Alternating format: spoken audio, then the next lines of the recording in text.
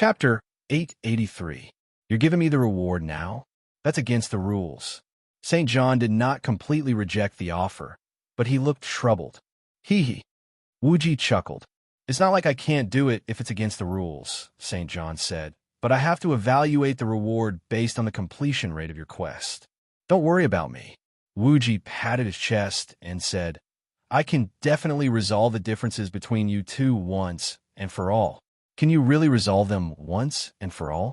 St. John's AI wasn't high, but he had his own unique judgment criteria. He wouldn't dare to make empty promises. Towards Wuji's words, St. John displayed a high degree of suspicion. Wuji solemnly vowed, of course, we can sign a contract. If we can't resolve the differences between you two once and for all, I'll have the system forcefully take back the reward. That's fine. As the direct subordinate of the system, St. John had no doubts about the system's authority. After all, the system was the supreme god in this world. No one could play tricks under the system's nose. Seeing that Wuji had guaranteed it with the contract, St. John immediately agreed. What's the completion rate if we resolve the differences? Wuji asked again. 100%, St. John said. That's the highest reward? Wuji said with a smile. Yes. St. John nodded. All right, give it to me first. Wuji quickly drew up a contract and handed it to St. John. St. John carefully read through the contract with the system's eyes. After finding no problems, he took out 2 books and handed them to Wuji. That works. This was the first time Finger Heaven's members had seen someone get an advance reward from an NPC, so they were immediately dumbfounded. Wuji took the books and glanced through them before tossing them to Wang Yu. Wang Yu picked them up and saw that the cover of the 2 books had the words Flash Shadow Chain Kick and Toppling the Mountains and Overturning the Seas. Flash Shadow Chain Kick was a level 60 ultimate move of a Grandmaster of Combat, 2nd Advancement Monk. It was also to place one's pride's signature move. The damage of this skill was terrifyingly high. There had always been a saying that it could kill without a second kick. Although Wang Yu's strength was astonishing, the majority of his skills were conventional. His damage output depended entirely on his technique. There were not many skills that he could actually deal damage with. With this explosive damage skill, he was like a tiger that had grown wings. As for toppling the mountains and overturning the seas, it was the level 60 ultimate skill of a Grandmaster of Combat, 2nd Transition Chi Controller. Because there were not many people playing Chi Master during the closed beta, let alone playing Chi Master to level 60, no one had actually seen this skill. However, Chi Master's damage output was higher than that of a striker, so this skill was definitely not any weaker than Flash Shadow Chain Kick. Because it was a mission reward, the 2 skill books' usage level was not high. Wang Yu clapped his hands, and the skill books turned into 2 balls of light that flew into the Tai Chi symbol on Wang Yu's chest. Flash Shadow Chain Kick delivers 3 powerful kicks to the target and sends the target flying. Delivers the final fatal blow when the target is sent flying. Toppling the mountains and overturning the seas exhausts all internal energy in one go and deals a fatal blow to all targets within a 30-degree fan within a 500-meter radius. The specific strength of these 2 skills could be determined after a try. However, only God knew what kind of chemical reaction would occur when these terrifying skills fell into the hands of Wang Yu. After Wang Yu finished learning the skills, Wuji snapped his fingers and said, Let's go. Go where? Captain Don't Shoot had already recovered from the shock of Wuji taking the mission reward in advance, but he was still confused by Wuji's actions. Wuji said, Go find the other group. We'll talk to them. You can really resolve the differences between them? Captain Don't Shoot was shocked by Wuji. It had to be known that destroying a person's thoughts was much harder than destroying a person's body. Since Wuji was confident that he could do this, he was definitely not an ordinary person. Of course.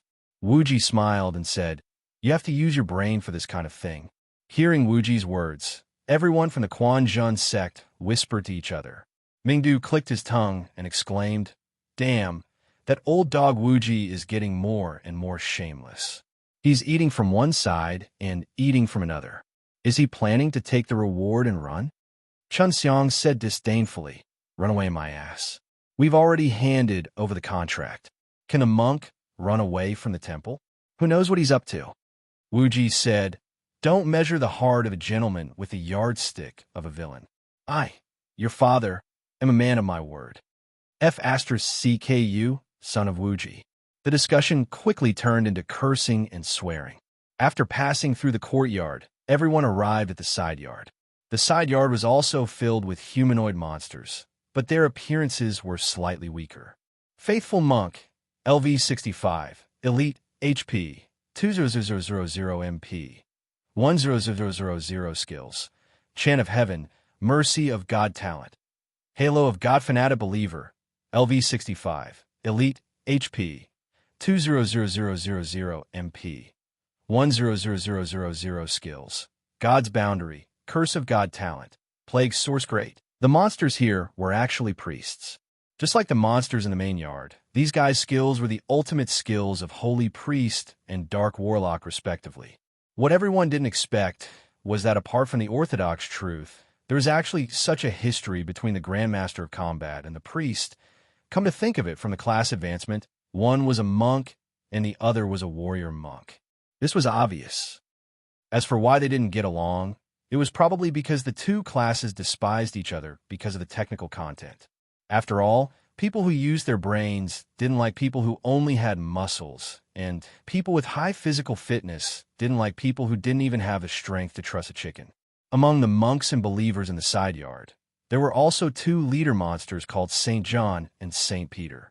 Wang Yu once again walked up and asked, "How can I help you?" 3 times. St. Peter smiled and believed Wang Yu's nonsense. He began to tell a story to Wang Yu. The content of the story was exactly the same as St. John's story, except that the main character had been changed. After listening to the story, everyone once again received the Eliminate Differences quest. At this time, Wuji came out and used the same words and tricks as before. He successfully got the 2 ultimate skills of Priest and Warlock, Heavenly Emperor's Redemption and Realm of God, from St. Peter empty-handed. With the reward in hand, Wuji smiled and said to St. Peter, "Sir St. Peter, I think that differences can only be changed with the grace of God. You two will never be able to change each other by opposing each other like this. Why don't you two sit down and have a good talk?" St. Peter said, "Those who have lost their way have already been bewitched by the devil. We have talked many times, but we still can't save them. Therefore, we can only represent God to eliminate these people who have been bewitched by the devil." Chapter 884. Although St. Peter was an NPC, he was not stupid. In order to prevent simple NPCs from being tricked by players to go out and kill them, the system had written an anti-deception system for all NPCs. Hearing Wuji's words, St. Peter immediately became alert. He stared at Wuji and said, "A visit? What if he takes the opportunity to hurt me?" Wuji said, "I guarantee with my character that as long as you don't take the initiative to provoke them, they will never hurt you." St. Peter smiled slightly and replied to Wuji with an emoji. A liar would do everything possible to guarantee that he would not be tricked. What about character? Did a liar have character? Seeing that St. Peter was not fooled, Wuji smiled and said, "How about this? If you are worried, you can bring your people with you." As soon as Wuji said this, the people of Chuanjin started to despise him again in the channel. F*CK. He still wants to talk about sincerity? He brought so many people to visit. Is he going to arrange a fight? Everyone curled their lips. Wuji said, what you know? Is Wuji going to take advantage of both the black and the white?" Hearing what everyone said, Wang Yu understood a little. According to the rules of China, a sincere visit was usually done alone. It was both sincere and courageous. Bringing so many people to visit was obviously not sincere at all. On the contrary, the intention of provocation was obvious. TSK smart. Wuji nodded and gave Wang Yu a thumbs up. At this time, St. Peter had already weighed the pros and cons and made a final decision. "Okay, I will listen to you. We can go and talk." The fish had taken the bait. Wuji smiled and said, "That's great. On behalf of God, I thank you for your tolerance and generosity." Everyone scolded him in unison. F*CK. You are shameless and still use the name of God. Aren't you afraid that they will kill you? Wuji ignored everyone's disdain and said calmly, How could that be? They should thank me. Sure enough, as soon as Wuji finished speaking, St. Peter held the scripture book in his arms, bowed deeply to Wuji, and said, I also thank you, brave warrior, for being able to make the lamb realize its error. You are the eternal friend of God's people. TSK, TSK, tisk. Seeing this scene, everyone was incomparably shocked. Could this be the legend of being sold and still helping the person earn money? Wuji was probably the only one who could trick people to this extent. At the same time, St. Peter, who had accepted Wuji's suggestion, began to gather his subordinates. Soon, all the small monsters in the courtyard were gathered by St. Peter.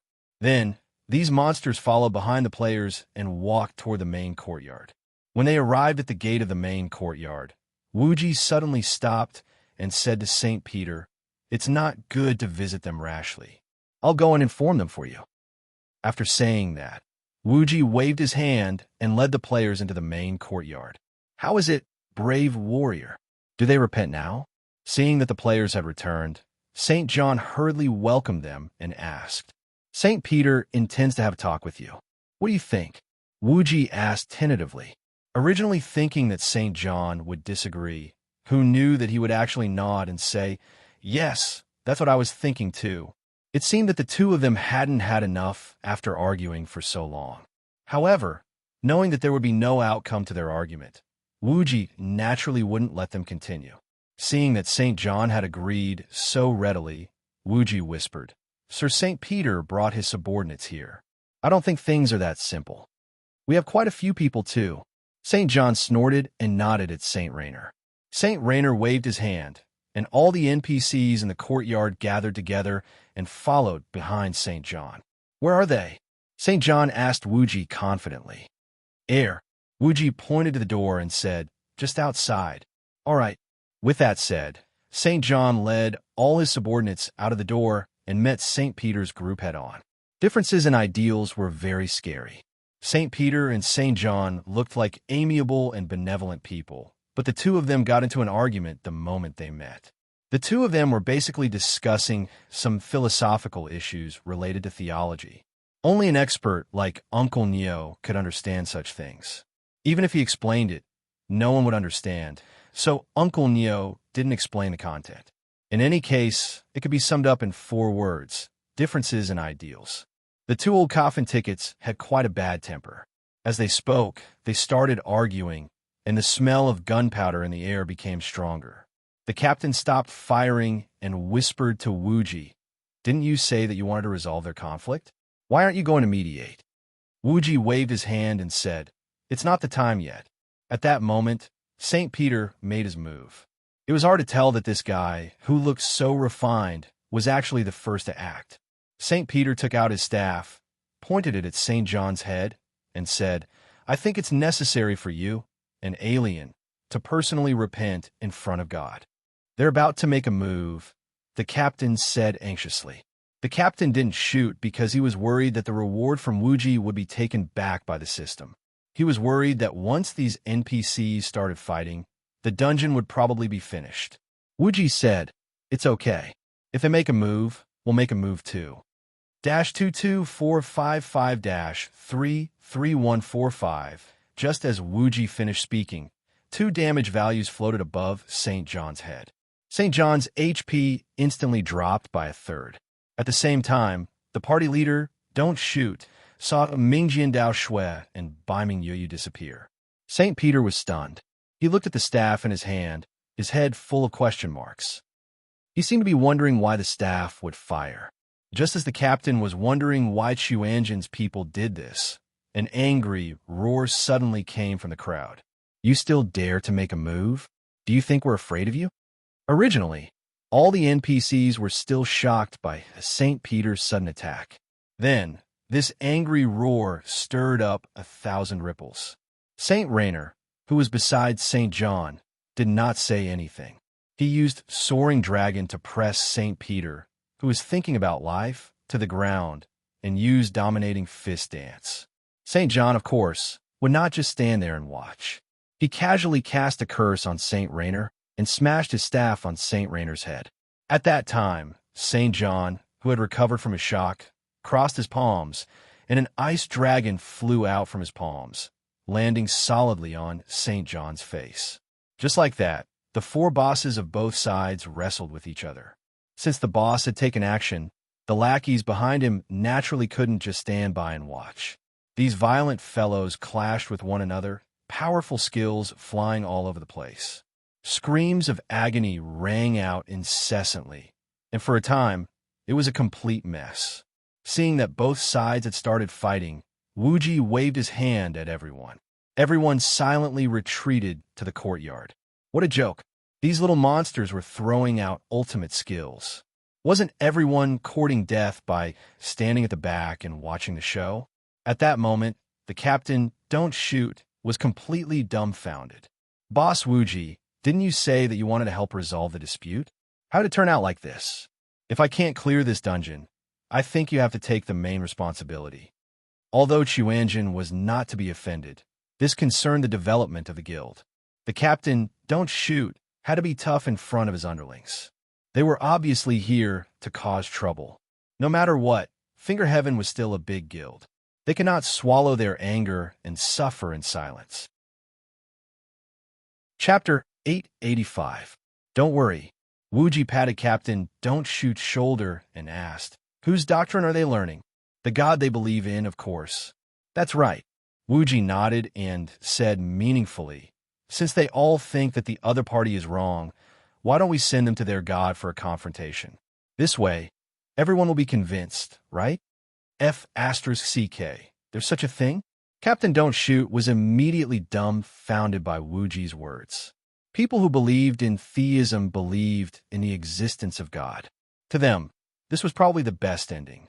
Neither of the two groups of NPCs were monsters with high HP, but their skills were extremely lethal.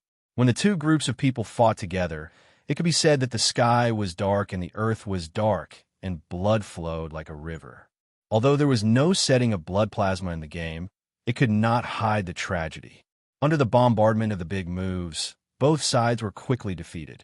In less than 10 minutes, the entire courtyard became a mess, and there were corpses everywhere. Of course, for the players who killed monsters to enhance their strength, this kind of scene was common. Before the NPCs' corpses were cold, the people of Chuanjin had already gone to loot the corpses. Although this was the only mission area, the dead were humanoid NPCs. Moreover, these NPCs were using the profession skills of players. This kind of monster had a very high drop rate of skill books. If an ultimate skill book was dropped, it would be another income. This kind of unexpected windfall, the people of Chuanjin would naturally not let go of it. The poor NPCs had just fallen, and they were stripped naked. The scene was like a F***king scene. The number of NPCs decreased as they fought, and the courtyard became emptier. The leaders of the two groups also realized that something was wrong, so they quickly stopped. "What are you doing?" St. Peter and the other three stared at the players and asked angrily. Wuji sneered and said, "What else can we do? Loot the corpses. These are all resources. We can't waste them, understand?" When St. Peter and company heard this, they finally realized that they had been tricked by Wuji. "Damn it, didn't you say you could help us resolve our differences?" Mingdu, who was standing at the side, said, "Yeah. Aren't you sending each other to meet your gods? When you're in front of God, your differences will naturally disappear. You spend money to eliminate disasters, and we'll make a fortune. There's no conflict between us. Despicable bastard. God will not forgive you." St. John flew into a rage when he heard that. He raised his staff, and a green ray of light enveloped Mingdu. St. Rainer followed closely behind. He stepped forward and extended his arm toward Mingdu. However, before Sacred Reina could reach Mingdu, Wang Yu flew up and kicked Sacred Reina's head from the side. Sacred Reina screamed and was shoved down from the air by Wang Yu. Wang Yu took a step forward and stepped on Sacred Reina's chest. He pressed Sacred Reina to the ground and used a dominating heaven fist dance on his head. Sacred Reina didn't even have time to resist before he was beaten into a corpse by Wang Yu. St. Peter and the other two were not much better than Sacred Reina. Regardless of whether it was Chuanjin or sword pointing to the sky, the players present were all top elites. Not to mention that St. Peter and the other three were only leader monsters. Even if there were 4 bosses, they probably wouldn't be able to win against this group of elite players. If all the NPCs had been present just now, the players would have been a little afraid of these 4 guys. After all, no matter how powerful a person was, they wouldn't be able to withstand hundreds of big moves. However, now that the NPCs on both sides had fought, there were less than 10 people left. How could they be a match for this group of elite players? While Wang Yu was holding down Saint Rainer, the others rushed forward and surrounded the rest of the NPCs tightly. Then, they quickly and efficiently sent these guys to see their master. As soon as the NPCs died, all the players received a quest completion notification. Damn it, they really completed the quest this way. This time, the captain didn't shoot, it was an eye-opener. Using twisted logic to explain twisted logic. What kind of thinking is this game instilling in the players?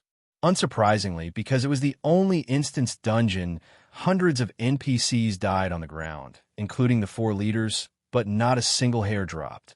This made the Chuanjin people very disappointed. It was understandable that the captain didn't shoot. They were all hot-blooded young men. After stripping the clothes of hundreds of male NPCs and not getting anything, no one would be in a good mood. If it was a female NPC, well, perhaps this group of guys would have been deleted by now. Just as everyone was in a bad mood and was about to set Wufang Temple on fire, a dazzling white light suddenly sprinkled down from the sky, followed by an angry voice. "Who are you? How dare you slaughter my believers? Are you also coveting my treasure?" Then, a system prompt appeared. Your team's slaughter of believers has caused God's dissatisfaction. In 3 seconds, God will descend to take revenge. During the God's revenge time, players can't be resurrected if they die. If the team is wiped out, the instance dungeon will fail, and all the rewards will be lost. Damn it, could this be the legendary God's revenge? Hearing the system prompt, the players were shocked at first. Then, they set up the weapons in their hands and prepared for battle. Wuji frowned and said with a sullen face, "Damn it, I actually triggered the God's revenge. So it's not a lie that killing clergymen will incur the wrath of God." Rebirth was a game with a magical fantasy theme. Although the religions in it were mainly the Dark Church and Church of Light, there were many small religions. Once the game started, there were rumors on the forum that other than the clergymen of the Church of Light and Church of Darkness, the clergymen of other religions could not be killed. Once a certain number of them were killed, the hidden mission God's Revenge would be triggered. But the game was so big, be it in the closed or open beta, no one had ever heard of a player triggering this mission. Therefore, even experienced and knowledgeable gaming experts were skeptical and treated this rumor as a joke. Who knew that this legendary mission was actually real? Thinking about it, it made sense. As an important resource for God, faith was naturally extremely precious. The Church of Light and Darkness had the advantage in numbers. Killing 100 or so of them would be the same. With a large number of followers around, it was not worth it for them to descend and take revenge personally. But it was different for ordinary gods. Those random gods did not have many believers and relied on them to survive. If you killed them, wouldn't you be cutting off their source of wealth? As the saying went, cutting off one source of wealth and killing one's parents. It was reasonable for them to take revenge. As for the triggering of this mission, Wang Yu and the rest felt very wronged. Damn it, these people were killing each other. The players only killed a few of them. How would they be slaughtered? Chapter 886. Even though they felt wronged, no one dared to underestimate this god of vengeance who was about to arrive. Bosses weren't scary, but once they had the word God in their names, they were no longer ordinary bosses. They were god bosses. Even if this god of vengeance was only a clone, it was not something that level 45 players could easily deal with. A few seconds later, the white light in the sky gradually dissipated, and a handsome young man with long hair and a medium build slowly descended from the sky and landed in front of the players.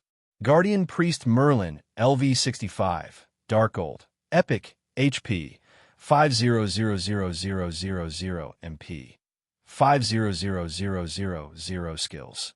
Holy Talisman Technique, Necromancy, Protective Body Technique Talent. Talisman, Poison Mastery Background Introduction. Originally a guardian priest of the Temple of Vengeance. Due to his outstanding abilities, he was once again ordered to guard the treasure of God. So this guy was just a priest. Who would have thought that he would have his own followers? Was he trying to rebel? As an epic dark old boss, Merlin's main attributes weren't that outstanding compared to ordinary bosses. However, everyone couldn't help but be shocked when they saw Merlin's skills. Holy Talisman, Undead, and Guardian represented the three main classes of Paladin, Warlock, and Monk. He was a true dual cultivator of magic and martial arts, as well as a poison summoner. Although ordinary bosses also had a combination of classes, an all-around boss like Merlin was still very rare. It could be said that he was flawless. Especially Merlin's talent skill, it truly amazed the team leader Don't Shoot and Chun Xiang. Talisman Poison Mastery was actually two passive skills. One was Rune Mastery, and the other was Poison Mastery. These two skills could be considered as the ultimate godly skills for knights and warlocks. Runes and poisons were the most important consumables for knights and warlocks. One was a magic tool, while the other was a potion tool. Neither of them were cheap, and the highest quality runes and poisons were even more valuable. Once knights and warlocks had Talisman Poison Mastery, they would be able to cast spells without relying on runes and poisons. However, the players had only heard of these two skills from their class mentors. Until now, they had never heard of any player obtaining either of them. However, Merlin actually had Talisman Poison Mastery and Talisman Poison Mastery.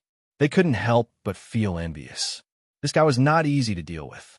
Are you the ones who kill my followers? Merlin landed on the ground and looked around with killing intent in his eyes as he spoke with an enraged expression. A mere divine priest was only a gatekeeper in the temple. It was not easy for him to deal with these believers with his status. At this time, not only was his little brother dead, but even his clothes were stripped off, so it was reasonable for him to be in a bad mood.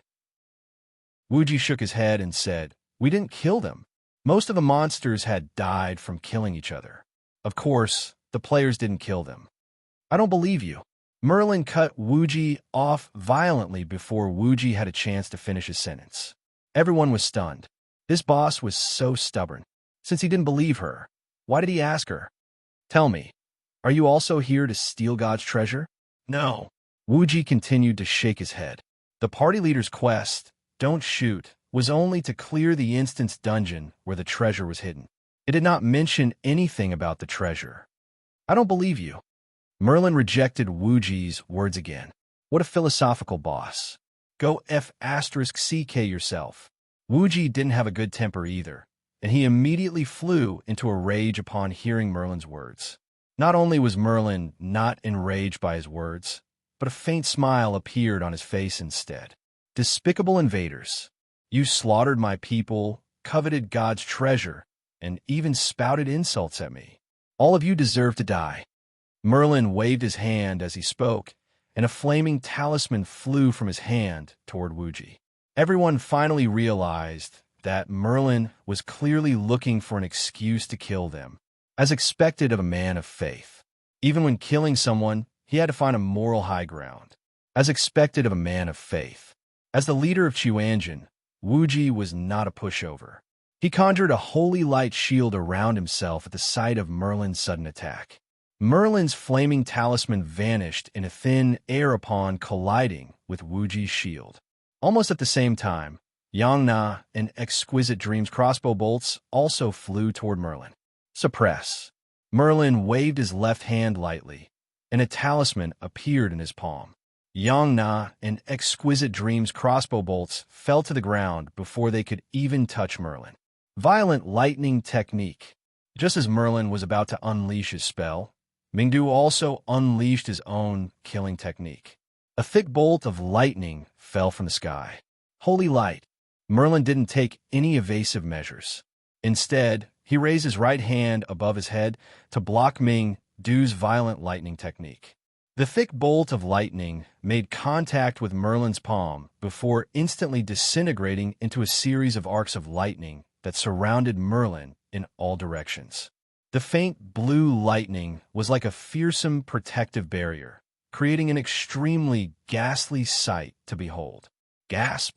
Everyone drew a sharp intake of breath upon seeing this. Mingdu was the #1 attacker in Xuanzhen, and everyone knew just how powerful his violent lightning technique was. However, Merlin was able to tear through Mingdu's spell with his bare hands. This was F*King unheard of. Protect. After tearing through Mingdu's spell, Merlin's eyes narrowed, and he clasped his hands together. For magic symbols flew out from his hands and transformed into 4 streaks of light that revolved around Merlin's body. Immediately afterward, Merlin stepped forward and bent his left hand backward while extending his right hand forward. An enraged dragon's roar erupted as Merlin's right hand transformed into a massive dragon claw that swiped toward Wuji. Serene Dragon. The effect of Serene Dragon was similar to Wang Yu's cloud capture hand. They were both long-range grab skills, but the difference was that the cloud capture hand had many restrictions on its target. If the target's priority was too high, then the effect of the grab would be affected. For example, Wang Yu's ability to grab an assassin and a shield warrior were 2 completely different concepts. However, Serene Dragon was different. This skill could grab any target, including bosses, as long as they didn't have special settings like Golden Horn and Silver Horn. Merlin was a good 5 meters away from Wuji, and his dragon claw stopped in midair. Just as Wuji was about to be grabbed by Merlin, Wang Yu pulled out a green object from his pocket and tossed it into Merlin's hand. As a non-directional skill, Serene Dragon was just like any other non-directional skill in that it would be activated as soon as it made contact with its target. This was a special characteristic of this skill, and it was no exception even when used by bosses. After catching the object that Wang Yu had tossed out, Merlin quickly retracted his dragon claw.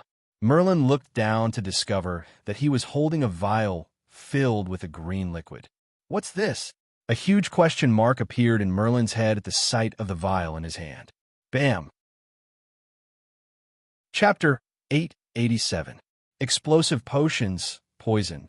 These were battle tools created by the Xuanzhen Logistics Department in their spare time. Almost everyone in the Xuanzhen Logistics Department had several sets of these, including ice bottles, fire bottles, and poison bottles. These things didn't do much damage, but they were a little disgusting. The ice bottles and fire bottles were fine as they were only hot or cold, but the poison bottles were a little disgusting as they emitted a foul stench. Come to think of it, Merlin was quite unlucky.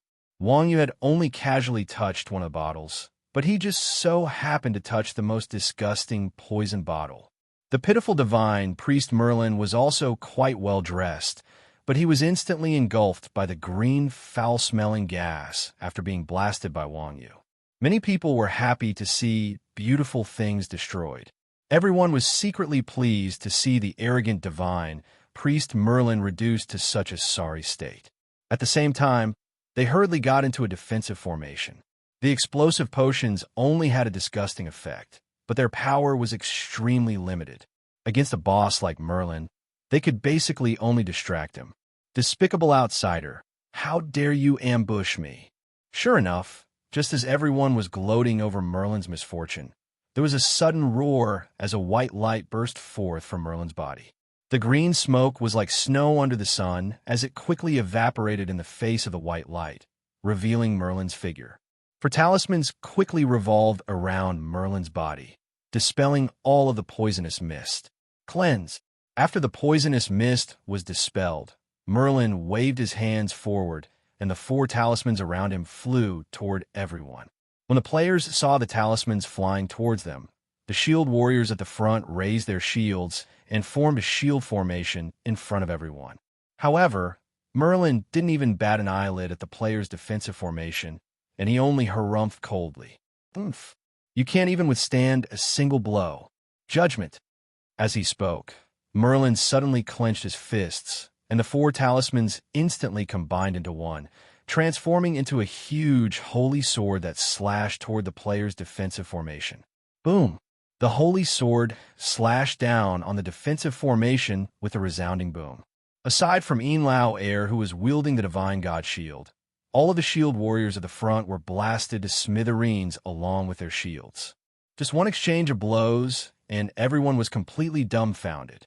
The tank class was the most important existence in a team. Tanking bosses and protecting teammates was a compulsory course for the tank class.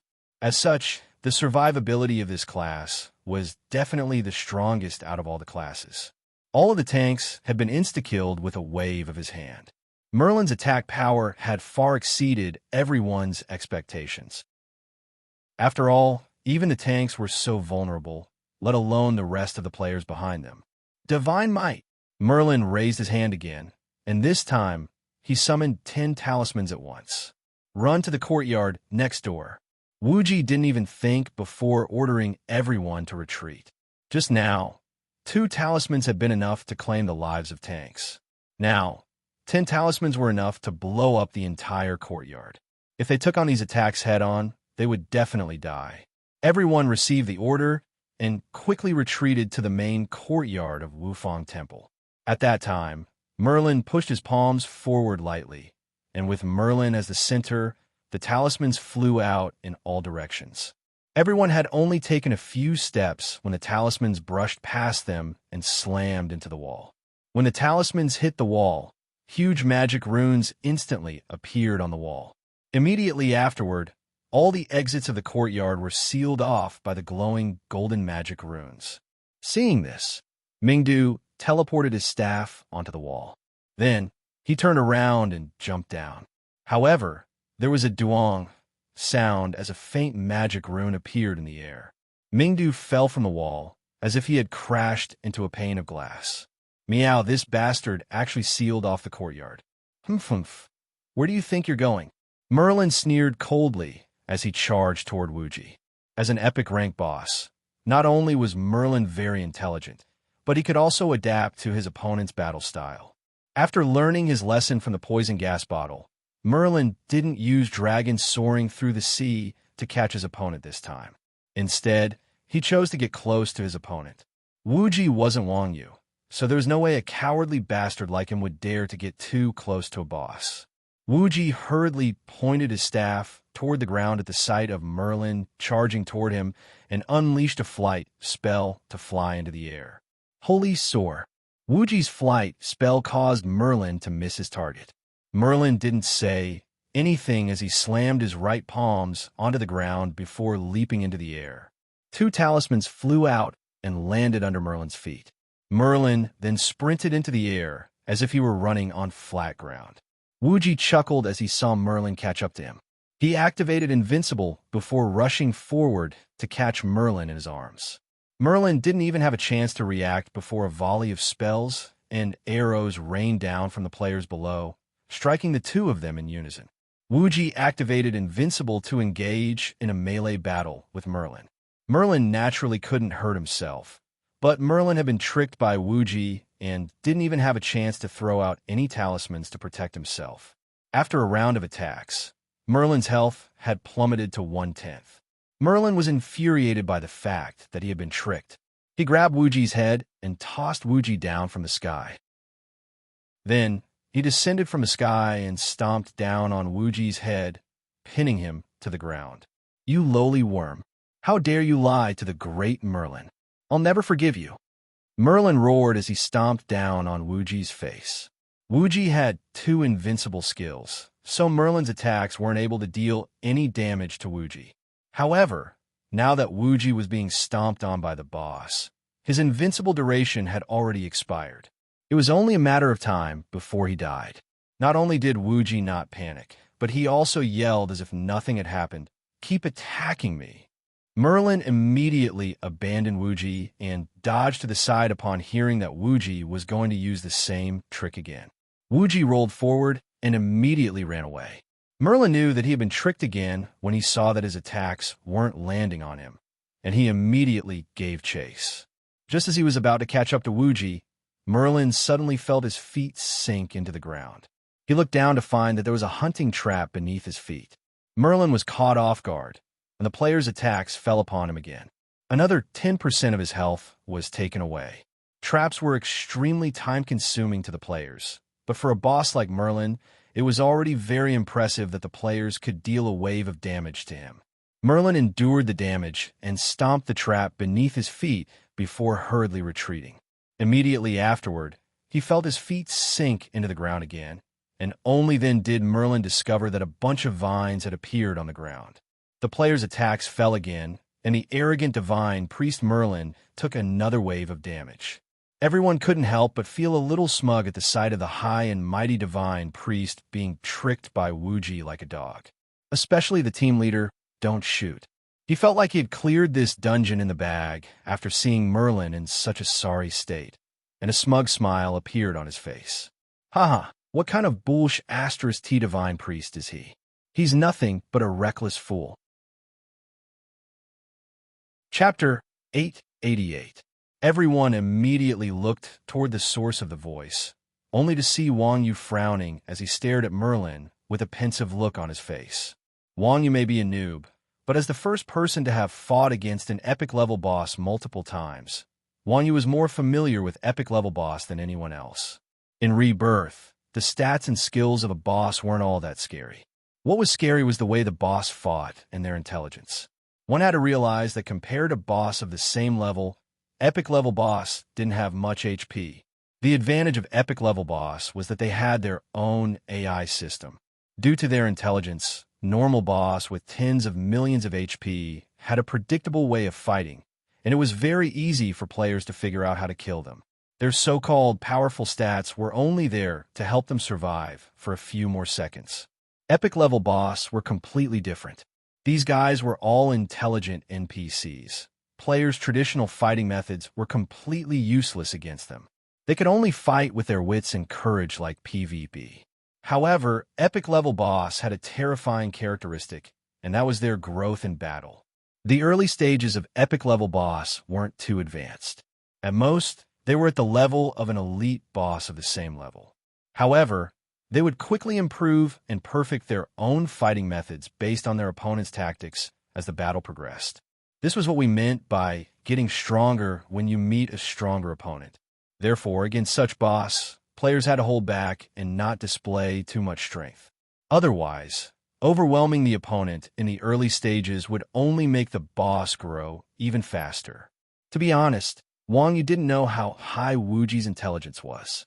However, a player's strength was fixed. No matter how awesome a player's tactics were, there was a limit to how much they could improve their combat strength. Facing Merlin like this would only make his fighting methods more perfect. Holy flame. Sure enough, Merlin threw a talisman to the ground as soon as Wang Yu said that. The talisman landed on the vines of spring soar and quickly burned up. Merlin was freed from the restraints on his feet. Merlin had learned his lesson after breaking free, and he leaped into the air. What a despicable bastard. After being screwed over by Wuji 3 times in a row, Merlin still had lingering fear in his heart, and he sighed with emotion as he flew into the sky. From this, one could see the difference between a boss with intelligence and one without intelligence. If a normal boss or an elite boss were to encounter such a situation, they would definitely bite the bullet and fight recklessly. However, an epic-level boss could quickly find a way to deal with it. Merlin's feet had already left the ground, and no matter how bad asterisk assessed the players were, there was no way they could set up traps in midair. However, the boss flying was exactly what the players wanted. After all, it was generally much more difficult to maneuver in the air than on the ground. It was clearly not a wise move for Merlin to fly at a time like this. As Merlin flew through the air, Wuji issued another command, and a barrage of magic arrows flew toward Merlin again.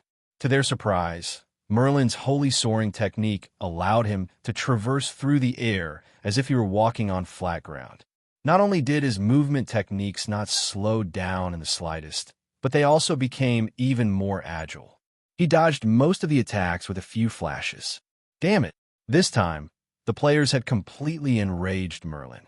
Merlin let loose a thunderous roar as he flew toward Wuji. If it were an elite boss, then they would definitely follow the aggro system to attack the opponent that dealt the most damage to them or was the easiest to deal with. However, as a highly intelligent boss, Merlin had an independent thinking system that allowed him to analyze his opponent from all aspects of the battle before targeting the most threatening target. During the battle, just then, Wuji had set up traps for Merlin several times in a row, so Merlin's aggro was now locked onto Wuji. Merlin flew through the air at an extremely fast speed, and he reached Wuji in the blink of an eye. He raised his palm and slammed it down toward Wuji's forehead. Wuji's 2 invincibility skills were still on cooldown at this moment. As a cloth armor class, his defense was naturally low.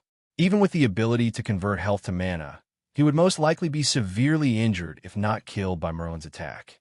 Ferocious Dragon Slash. Just as Wuji was about to be slapped to death by Merlin's palm, Bao San leaped in front of Wuji and slammed his divine sword into Merlin's body. The Ferocious Dragon Slash was a skill with extremely high priority, and it also had a bonus to priority against airborne targets. Furthermore, Merlin was still descending from above, so he had no time to evade. Thus, Bao San's Ferocious Dragon Slash landed on Merlin's body. As a humanoid boss, Merlin didn't have the high priority of a bestial boss, so he was sent flying after taking a powerful blow from Bao San. In the end, a boss was still a boss. Merlin didn't lose much health even after taking a powerful blow from Bao San.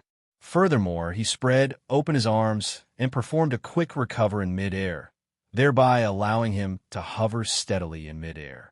Merlin only faltered in midair for a split second before making a sharp turn and flying toward Wuji again. This time, the players were also prepared. Seeing that Merlin's aggro was on Wuji, Yinlao Air turned around and positioned himself in front of Wuji with his shield before casting a taunt at Merlin. Merlin couldn't help but deviate from his original direction after being taunted, and he raised his palm to strike Yinlao Air's shield. Yinlao Air thought that Merlin would be fooled again like before. A faint smile appeared on Yinlao Air's face upon seeing Merlin fall for his taunt. He hid behind his shield and pulled out a one-handed sword in an attempt to stab Merlin. However, just as Merlin was about to stab Yinlao Air's shield, he suddenly flipped his palm and a talisman flew out from his palm.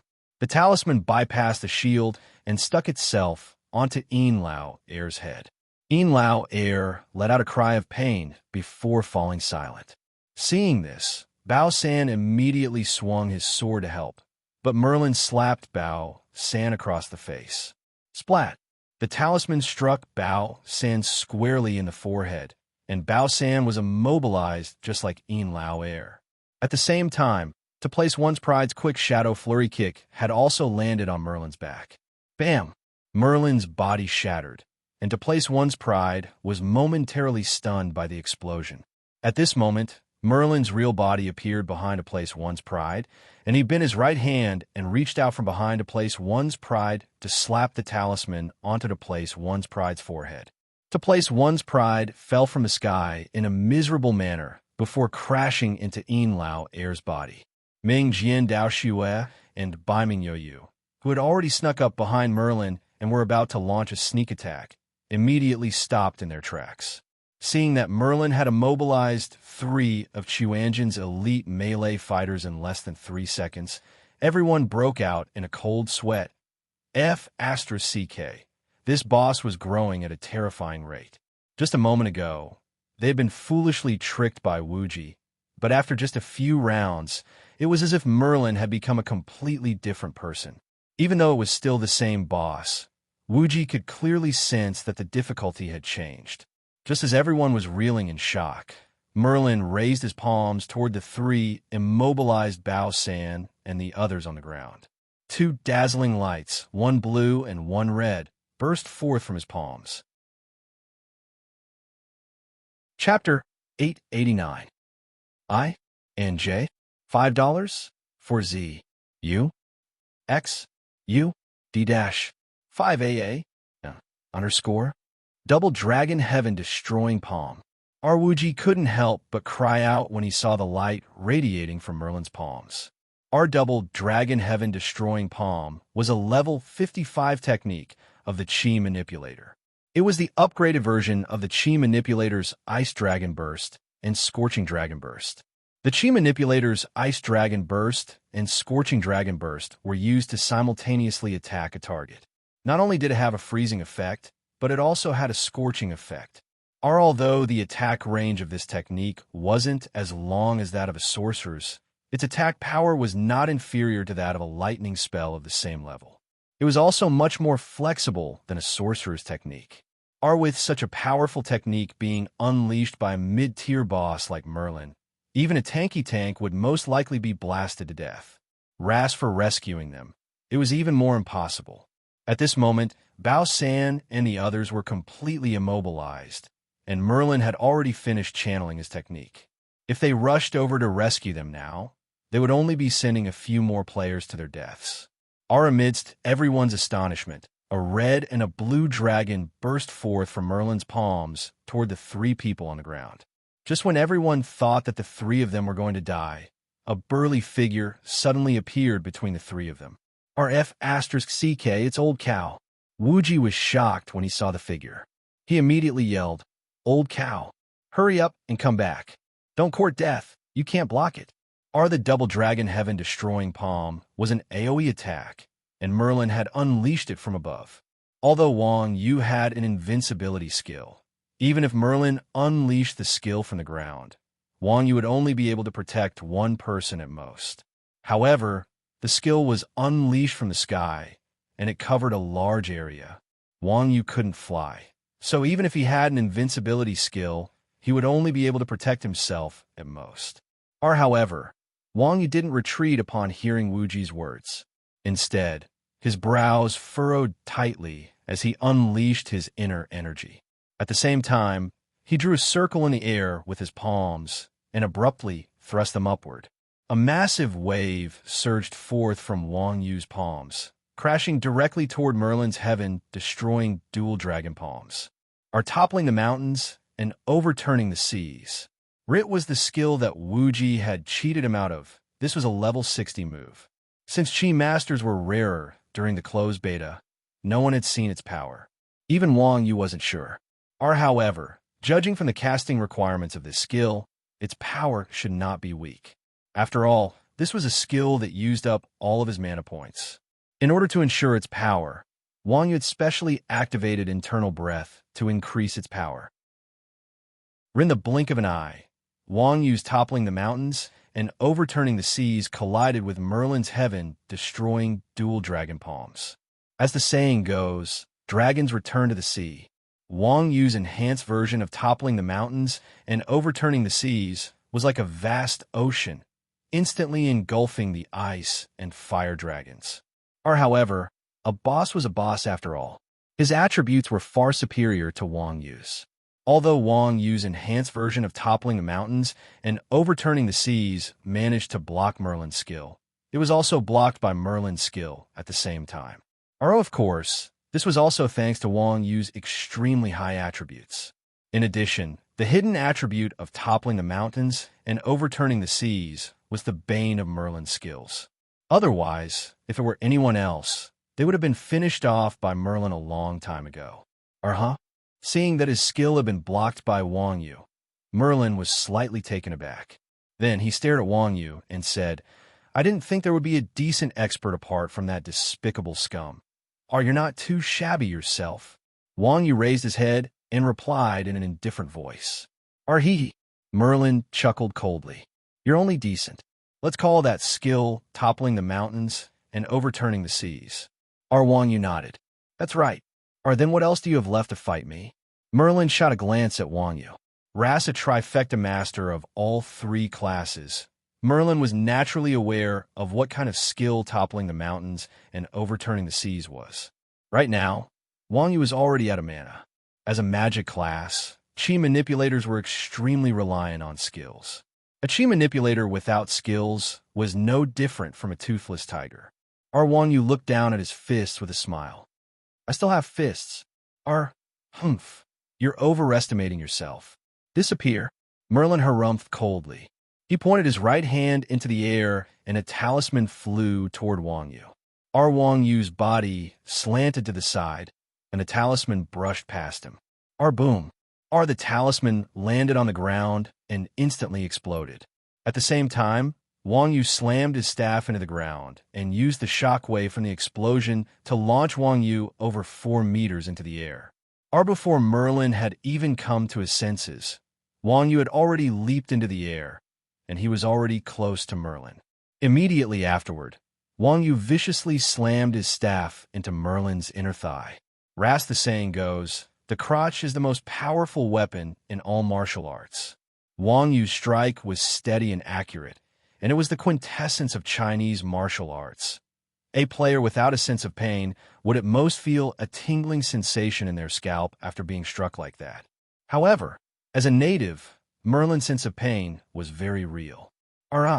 Merlin let out a wail of anguish as he clutched at his crotch. His entire body curled up like a shrimp as his body trembled uncontrollably. I can guarantee that if this kid was on the ground, he would be stomping the ground right now. Gasp. Despicable bastard. Ow. Merlin drew a sharp intake of breath as he cursed at Wang Yu. However, he didn't even get a chance to finish his sentence before Wang Yu leaped into the air again and grabbed onto Merlin's ankle. Merlin let out a cry of pain as he lost his balance and was pulled headfirst through the air. Wang Yu took advantage of this opportunity to appear behind Merlin before wrapping his arms around Merlin's legs and clamping onto Merlin's arms with his legs. Then, with a 1,000-ton drop, he plummeted 10 meters through the air before crashing heavily into the ground. Bam! Wang Yu reacted quickly and let go of Merlin the instant he landed on the ground. Then, he somersaulted backward and landed smoothly on the ground. However, Merlin's head was still flat on the ground, and his head came into intimate contact with the ground.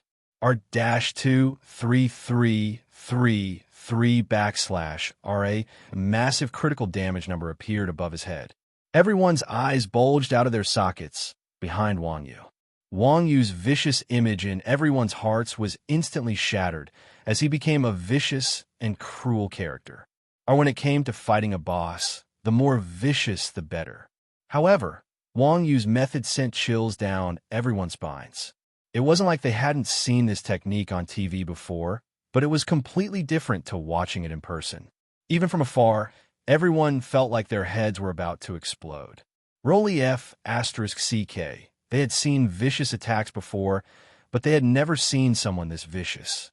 Thank God Merlin was a boss. If a normal person was struck by that attack, they probably wouldn't be able to survive even if they had multiple lives. The people from the Chuanjin sect knew what Wang Yu did in real life. Just now, Wang Yu grabbed the feet, hugged the legs, restrained the shoulders, and dropped them in one go. His proficiency level was not too high. It could be seen that he had used it in real life before. Don't shoot, and the others were secretly thankful that they had surrendered in time when they were fighting against Chuanjin. Otherwise, if this guy really did come knocking on their door. Compared to this technique, stabbing someone in the crotch with a stick was nothing. Ronli, the silly Linglong dream, rubbed her chin and mumbled to herself, I feel like I've seen this technique somewhere before. Chapter 890. Merlin's head smashed into the ground, but it didn't even count as a light injury. He immediately sprang back to his feet. Of course, Merlin was quite intelligent. Even though the system hadn't assigned any skills to Wang Yu, Merlin knew that he was not to be trifled with. As such, he hurriedly jumped back to create some distance between himself and Wang Yu. At the same time, he clasped his hands together and prepared to cast a talisman toward Wang Yu from afar. However, Wang Yu had already caught up to Merlin as soon as he leaped back. Before Merlin had a chance to conjure up a talisman, Wang Yu had already appeared in front of Merlin and slapped him on the back of the hand, forcibly interrupting Merlin's movements. Merlin's attack abruptly stopped. Your talisman attack has to have a hand gesture, right? Wang Yu harumphed coldly as he pointed out Merlin's weakness. That's right. A talisman attack required a hand gesture, just like a magic attack. The only difference was that talismans were a lot faster to cast than magic attacks. Most people wouldn't be able to detect them, but in the eyes of a combat expert like Wang Yu, he was naturally able to see them all. Merlin faltered slightly before unleashing a spiritual wave toward Wang Yu. While Wang Yu was dodging, Merlin's body drifted backward, and he was about to summon another talisman when Wang Yu pulled out a medicine vial and tossed it at him. Our Merlin hurriedly dodged, and his talisman summoning was interrupted again. At that moment, Wang Yu had already appeared in front of Merlin and launched a fist toward his head. Our Merlin evaded Wang Yu's fist and ducked behind Wang Yu. He was just about to summon an immobilization talisman to Wang Yu's back when Wang Yu's reaction was even faster. He kicked back with his right foot and struck Merlin squarely in the chin. Merlin's head was thrown back, and the talisman dissipated once again. Thus, the two of them battled back and forth. Wang Yu had expended all of his mana and was unable to use any skills due to his earth-shattering technique. Merlin was in an even more miserable state. Every time he attempted to summon a talisman, it would be accurately interrupted by Wang Yu. It was quite frustrating for him to have so much mana but be unable to use it. After a few exchanges, Merlin finally gave up on trying to use talismans against Wang Yu. Instead, he swung his fists and began a melee with Wang Yu. Compete with Wang Yu in close combat? Was there anyone more stupid than this in the world? Or in Wang Yu's eyes, even a high-level boss like Merlin was nothing more than a slightly more difficult robot. In the face of Wang Yu's control, which far exceeded that of a greatest king, what could he possibly do? Our Merlin took advantage of the fact that he was a boss to launch a side kick toward Wang Yu's head. As the saying went, the fist should not strike the leg should not strike the waist. Wang Yu couldn't stand Merlin's beautiful posture any longer. He lowered his head and punched Merlin in the crotch. Our Merlin hurriedly tried to withdraw his leg in pain, but Wang Yu wasn't going to give him the chance to do so. He stepped forward and grabbed Merlin's leg with one hand before throwing his shoulder into the air, instantly sending Merlin tumbling to the ground. Wang, you didn't give Merlin a chance to recover before crouching down and viciously stabbing Merlin's throat with her right hand before leaping back to dodge to the side. R33142 / R28145 / R 33752 / R100 / R. Wang Yu's three-hit combo was extremely precise. Not only were there no gaps in between, each of his strikes was aimed at Merlin's vitals. His strikes were steady, accurate, and ruthless. It could be said that Wang Yu was at his best, and Merlin lost close to 100,000 HP in one go. By the time Merlin had recovered, Wang Yu had already jumped to the side and was moving left and right in search of Merlin's next opening. As a boss, Merlin was naturally not going to sit and do nothing. However, he had only just moved when Wang Yu rushed forward again and kicked Merlin in the knee before stabbing 2 fingers into Merlin's eyes. Our Merlin hurriedly covered his eyes with his hands, revealing all of the space below his chin. Wang Yu's 4 fingers curled up as she launched 3 more punches toward Merlin's neck before kicking him in the lower abdomen. Then, she leaped back again to escape from Merlin's attack range. What was combat? The most important thing in combat was to utilize one's strengths to attack one's opponent's weaknesses. In terms of stats, Wang Yu was definitely no match for Merlin. Furthermore, Wang Yu was running out of mana, and the mana regeneration effects from his equipment could only support Wang Yu's use of some minor skills. Wang Yu was no match for Merlin. Thus, Wang Yu abandoned all of his weaknesses and used his remaining mana to move around, relying on his martial arts techniques and movement techniques to attack from afar. If he couldn't control his target, then he would take advantage of his opponent's instinctive reactions. Once he found his opponent's opening, he would rush forward decisively and unleash a flurry of attacks before retreating. Just like that, the pitiful Merlin was beaten senseless by Wang Yu's punches. At the same time, Point Sword to the Heavens also witnessed the true power of epic rank combat. It was easier said than done. Don't forget that his opponent was an epic rank boss like Merlin. Not only did it require meticulous observation skills, it also required reflexes that were far superior to Merlin's, both of which were unimaginable to the average person. If they hadn't encountered Wang Yu, it would have been very difficult for them to understand how a grandmaster of combat could kite. An epic rank boss's learning ability wasn't limitless. Compared to the game designer, Wang Yu's attacks were far more advanced, so Merlin's growth system was very difficult to replicate.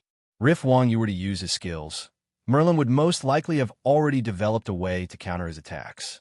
However, Wang Yu's relentless barrage of punches made Merlin's growth extremely slow. Even after Wang Yu had pummeled him to the brink of death, Merlin's growth had only progressed from the point where Wang Yu was able to land every single one of his punches to the point where he could dodge 1 or 2 out of 10 punches.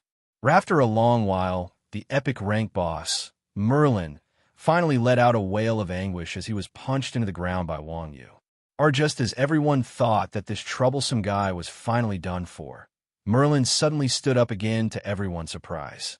Wang Yu's brows furrowed, and she was just about to unleash a few more punches when a black light enveloped Merlin. Merlin roared with rage. "All of you are going to die with me.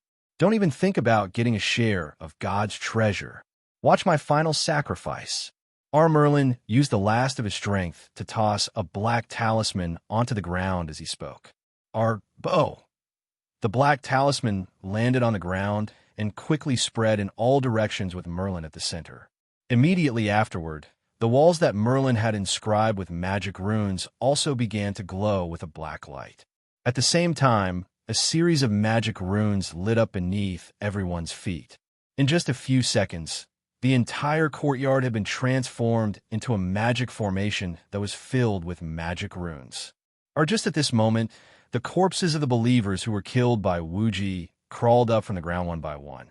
They were densely packed, filling up the entire courtyard.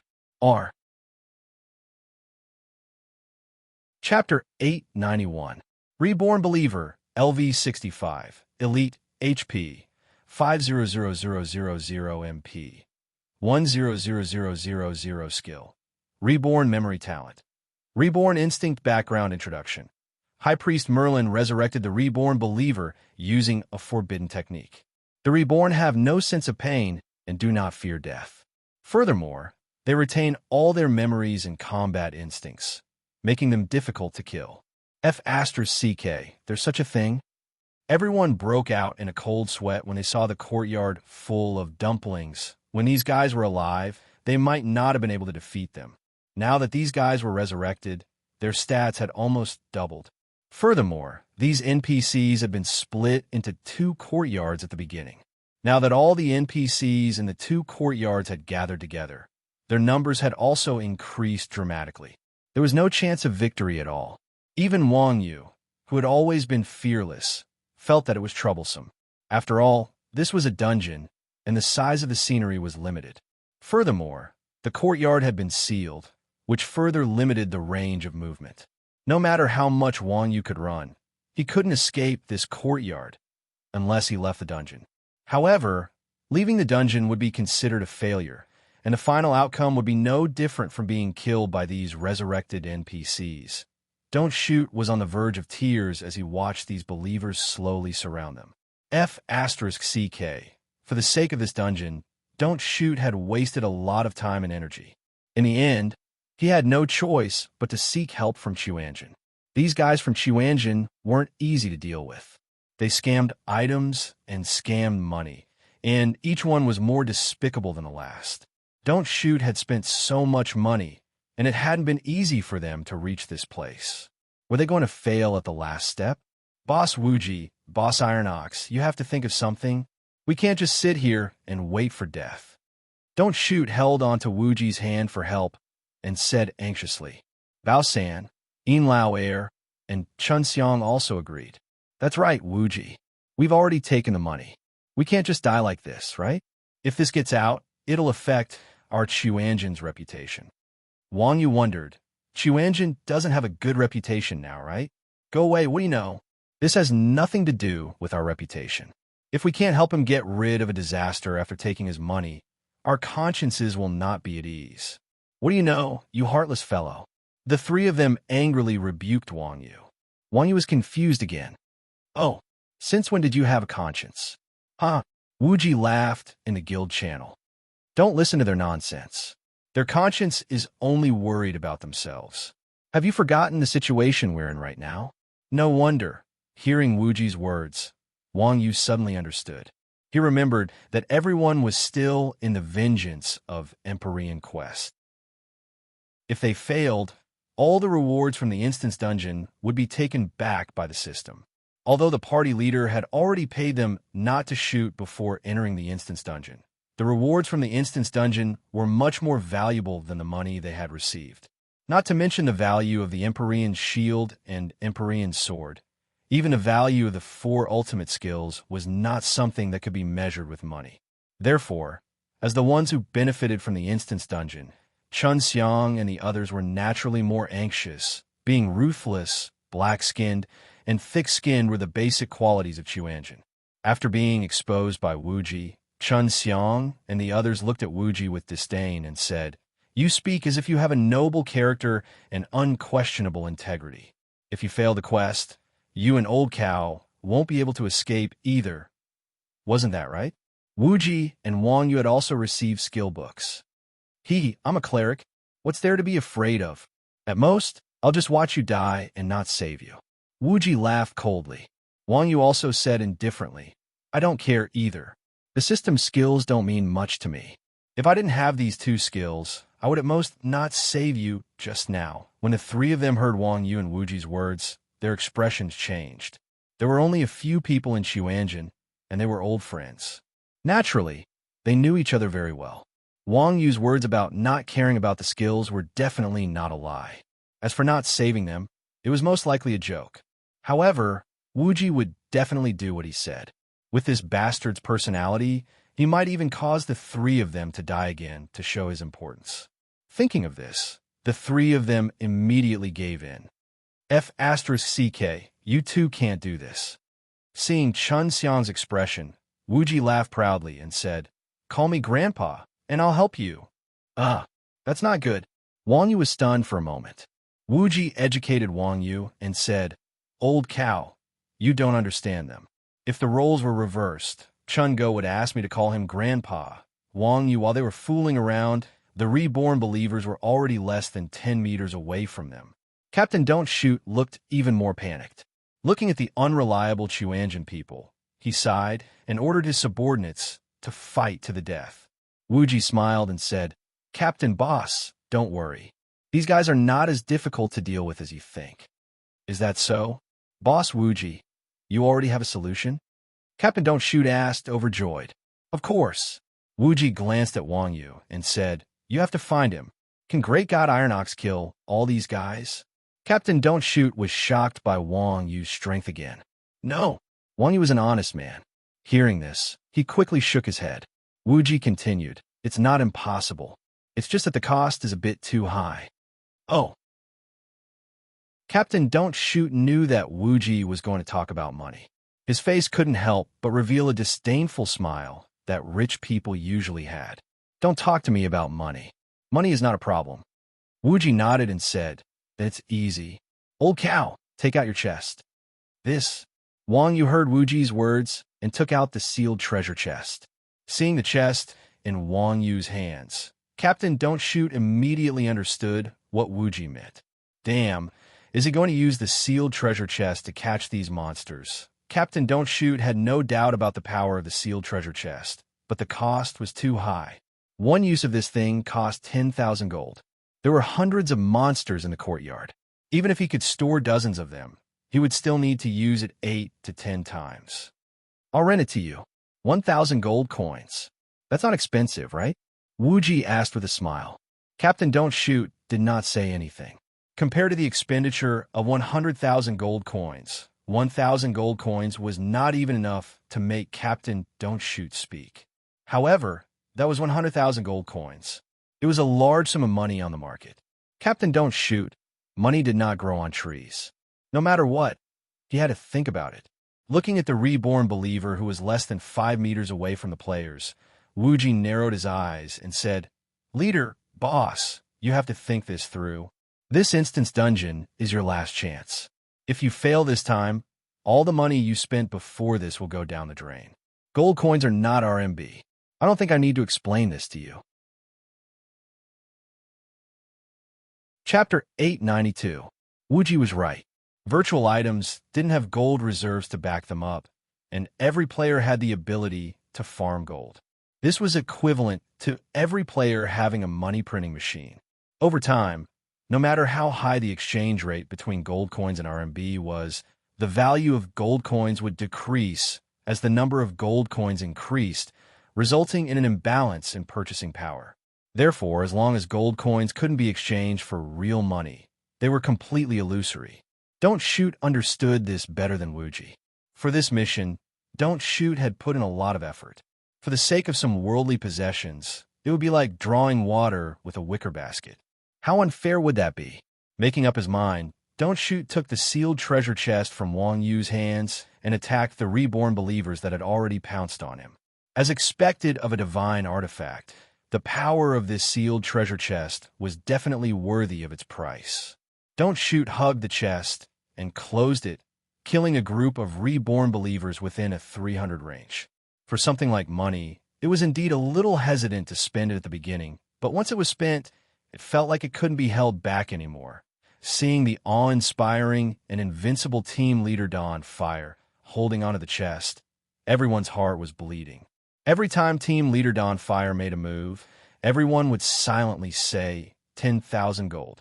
Everyone knew that it was very heroic to spend a lot of money, but this was the first time they had ever experienced the feeling of seeing someone spend a lot of money.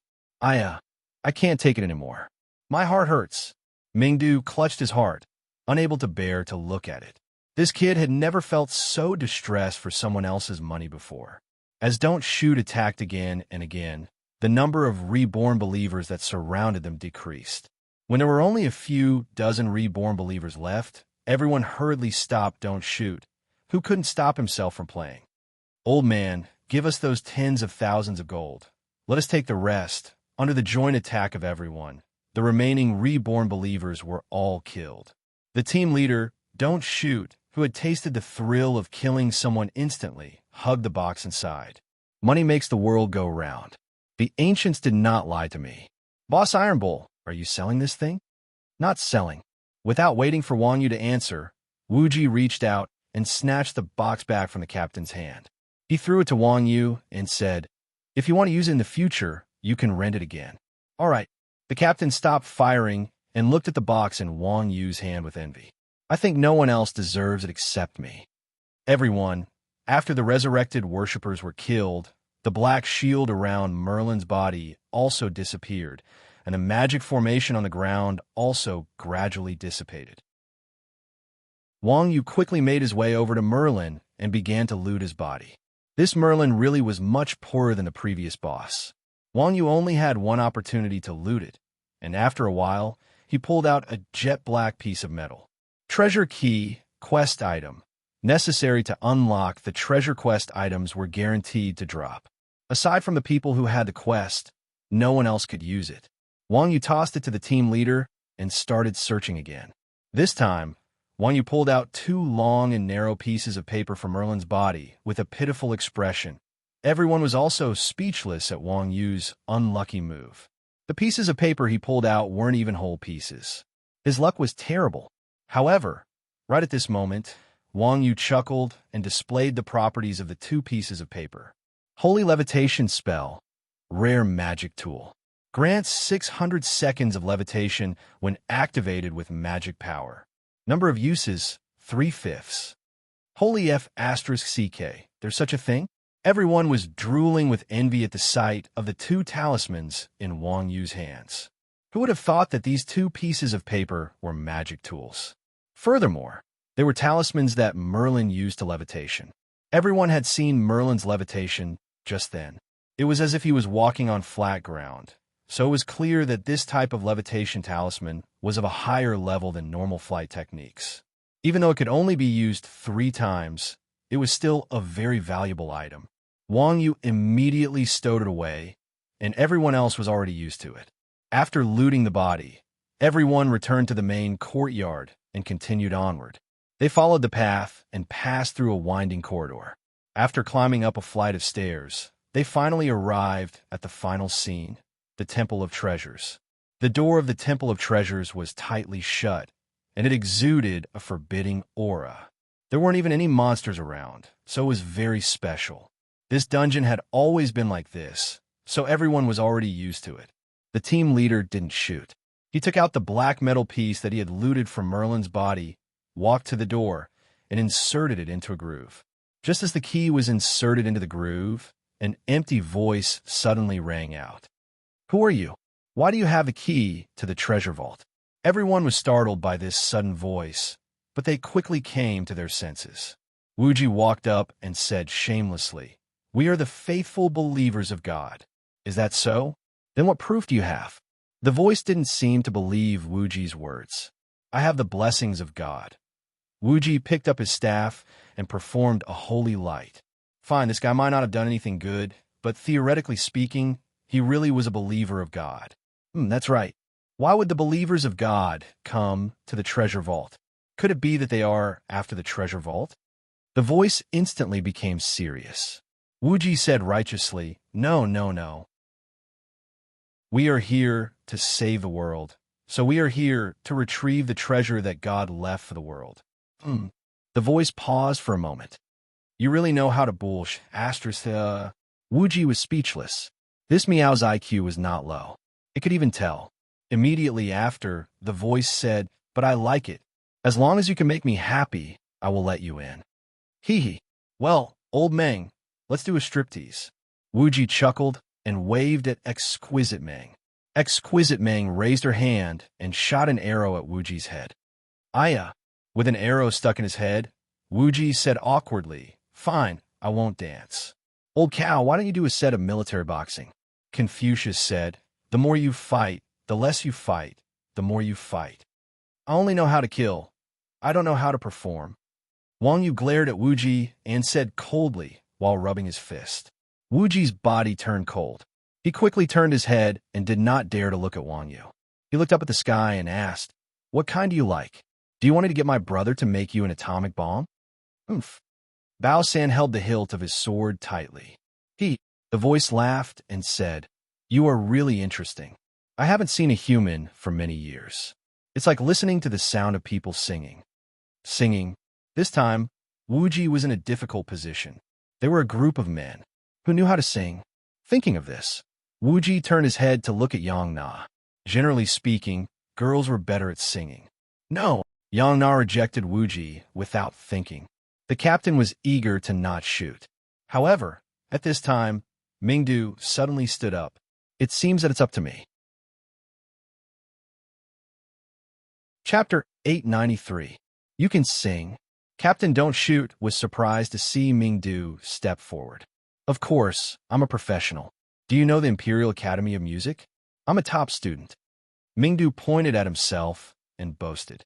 "A top student in the Imperial Academy of Music? Mingdu is that good?" Wuji and the others were amazed when they heard Mingdu's words. The Imperial Academy of Music was second to none in the country. Everyone in Xuanzhen knew that Mingdu studied music, but no one expected Mingdu to be from a prestigious university. Professional? Doesn't look like it. Captain Don't Shoot looked at Mingdu and rubbed his chin thoughtfully. People who played music were different from before. In the past, everyone cared about ability, but now they cared about image. Which popular singer wasn't handsome and handsome? Mingdu's appearance was a bit pitiful. Mingdu wasn't angry at Captain Don't Shoot. He smiled bitterly and said, "That's why I changed my career." Captain Don't Shoot asked, "What's your job now?" "Urban management." These two professions are quite similar. It suits your temperament. Captain Don't Shoot said thoughtfully. Wang Yu curiously whispered to Wuji, "What temperament does Mingdu have?" "Hooligan," Wuji said. "This is purely a joke. In fact, the urban management here is very civilized. A hooligan like Mingdu is just an exception." As a professional, although Mingdu had changed professions for many years, his professional level was quite high. When it came to singing, he cleared his throat and began to sing. Since the game was set in a Western fantasy setting, Mingdu first used a big move. He used an aria to sing, "No One Sleeps Tonight." Of course, only professionals like Uncle Nyo could understand the aria. The hoodlums from the Chuanjin sect and the bunch of vagabonds from the finger sword in the heavens sounded like the wailing of ghosts. After Ming Du finished his song, everyone let go of their hands that were covering their ears and ran to the door. Wuji looked up and asked, "How is it? Are you happy now?" "It's okay, but I don't like it. Do you have something more common?" The empty voice said faintly, "Yes." Mingdu opened his mouth and played another song, Love Transaction. He was indeed a professional. He had a good grasp of every field. After Mingdu finished singing, he said, not bad. Let's play another fast-paced song." Wuji frowned when he heard that. Is this a human or a ghost? Why is there no end to it? Thankfully, Mingdu had been suppressing himself for a long time.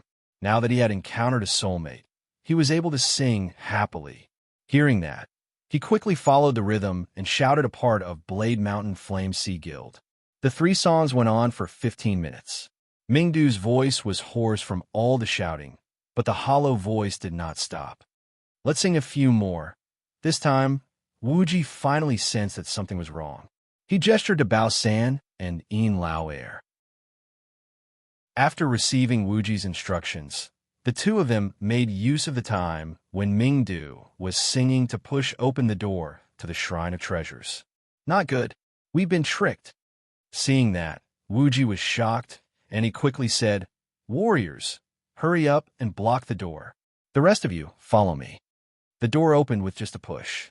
Clearly, when the team leader inserted the key, the door had already opened. Additionally, before they arrived, someone else had already entered the Shrine of Treasures. The voice earlier was the work of the person inside in order to buy time. He wanted to scare them before the team leader opened the door. Now that the door was open, the deception fell apart. After saying that, Wuji took the lead and charged into the Shrine of Treasures. The others followed closely behind him. Bao San, Yin Lao Air, and the other warriors raised their weapons and blocked the entrance. The Shrine of Treasures was very wide. Additionally, it only had one main hall. There were no side rooms or blind spots, allowing for a clear view of the place.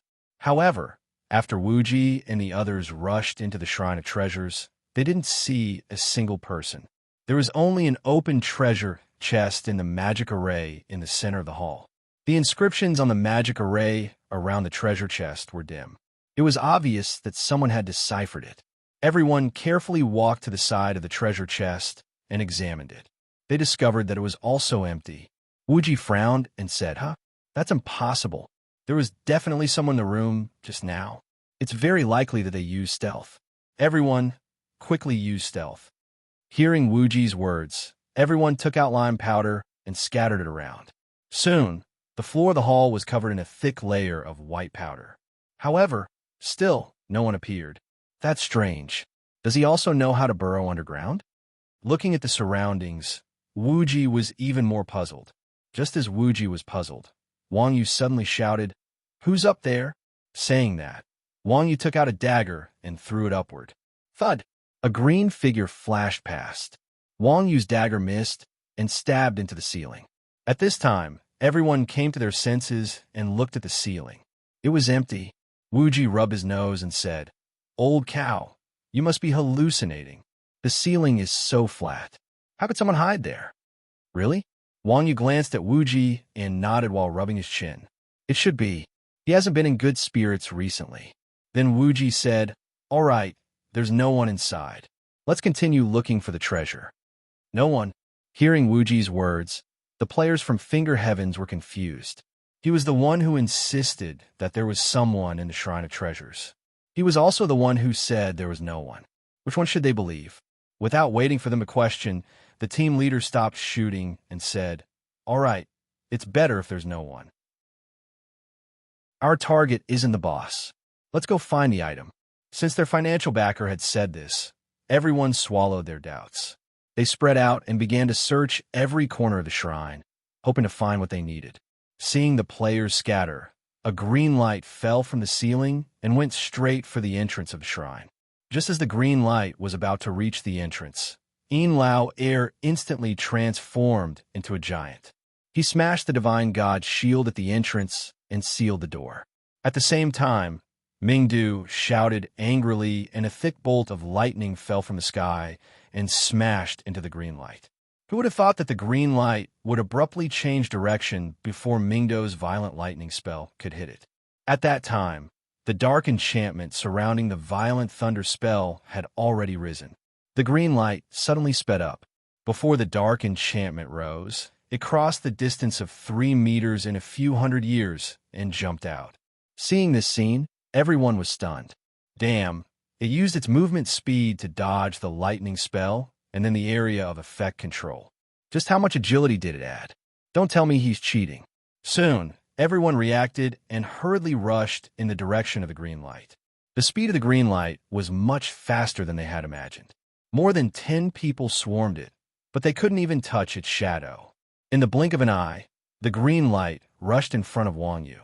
Wang Yu stretched out his hand, wanting to hold it down. However, his hand missed, and the green light dodged his attack. Ha ha ha, fool, fool. Chapter 894. At the same time, everyone saw the appearance of the green light. It had pointy ears, a long nose, and dark skin. It was short and wretched. It wasn't a human, but a gnome. However, this gnome was different from normal gnomes. It carried a huge sack on its shoulder. Everyone was upset. D*MN, it could run so fast with a sack. If it didn't carry anything, it would be like a dragon soaring into the sky. Treasure Hunting Goblin, level 65. Intelligent Boss, HP, 100000 MP. 100000 skills.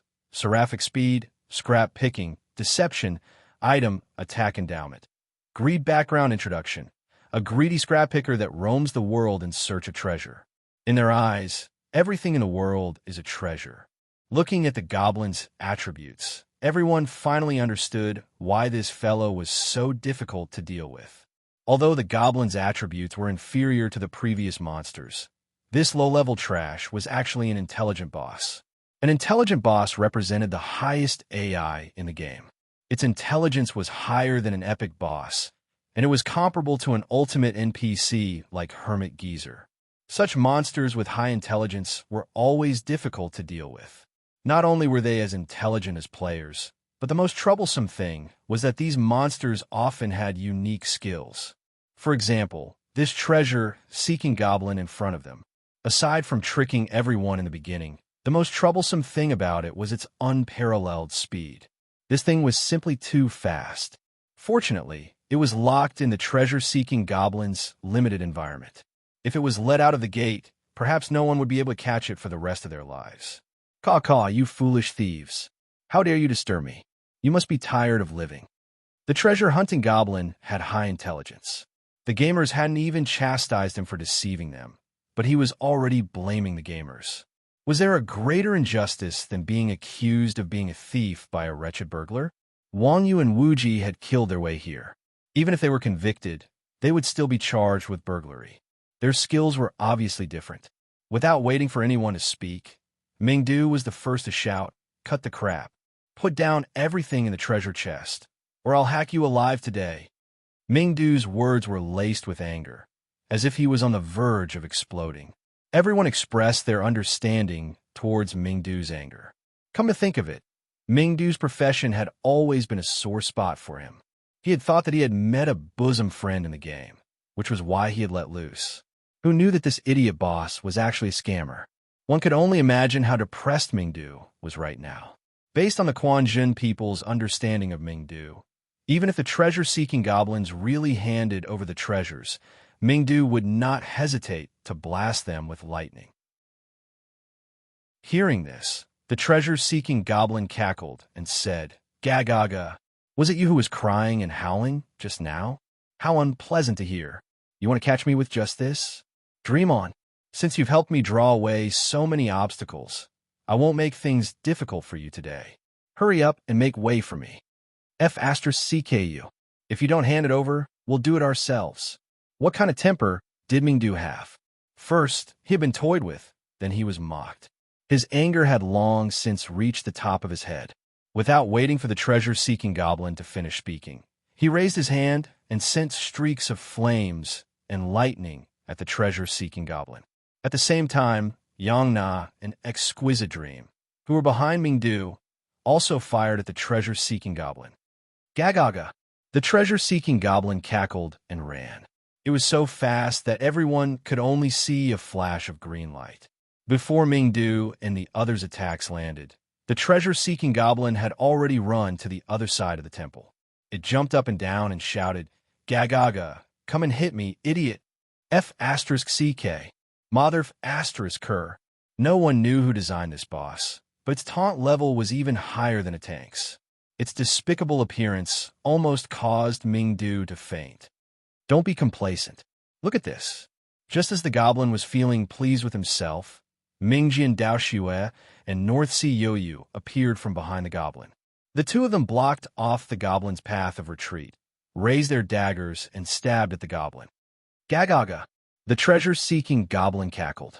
The instant the dagger was about to stab itself, it quickly passed through the blockade and circled to Mingjian Daoxue's back. It jumped up and stomped on Daoxue's back.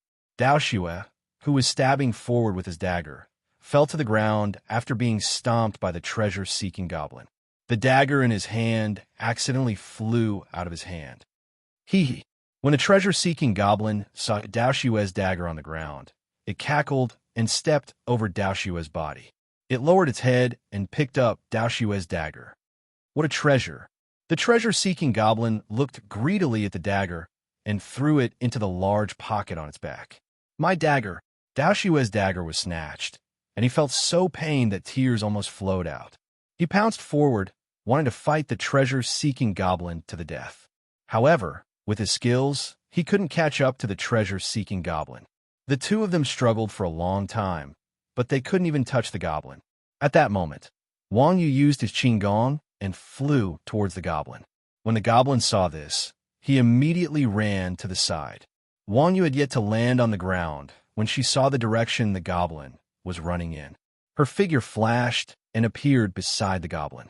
She extended her hands and used a knee strike on the goblin. As Wang Yu was about to grab the goblin lowered its head and turned into a flash of green light, dodging Wang Yu's skill.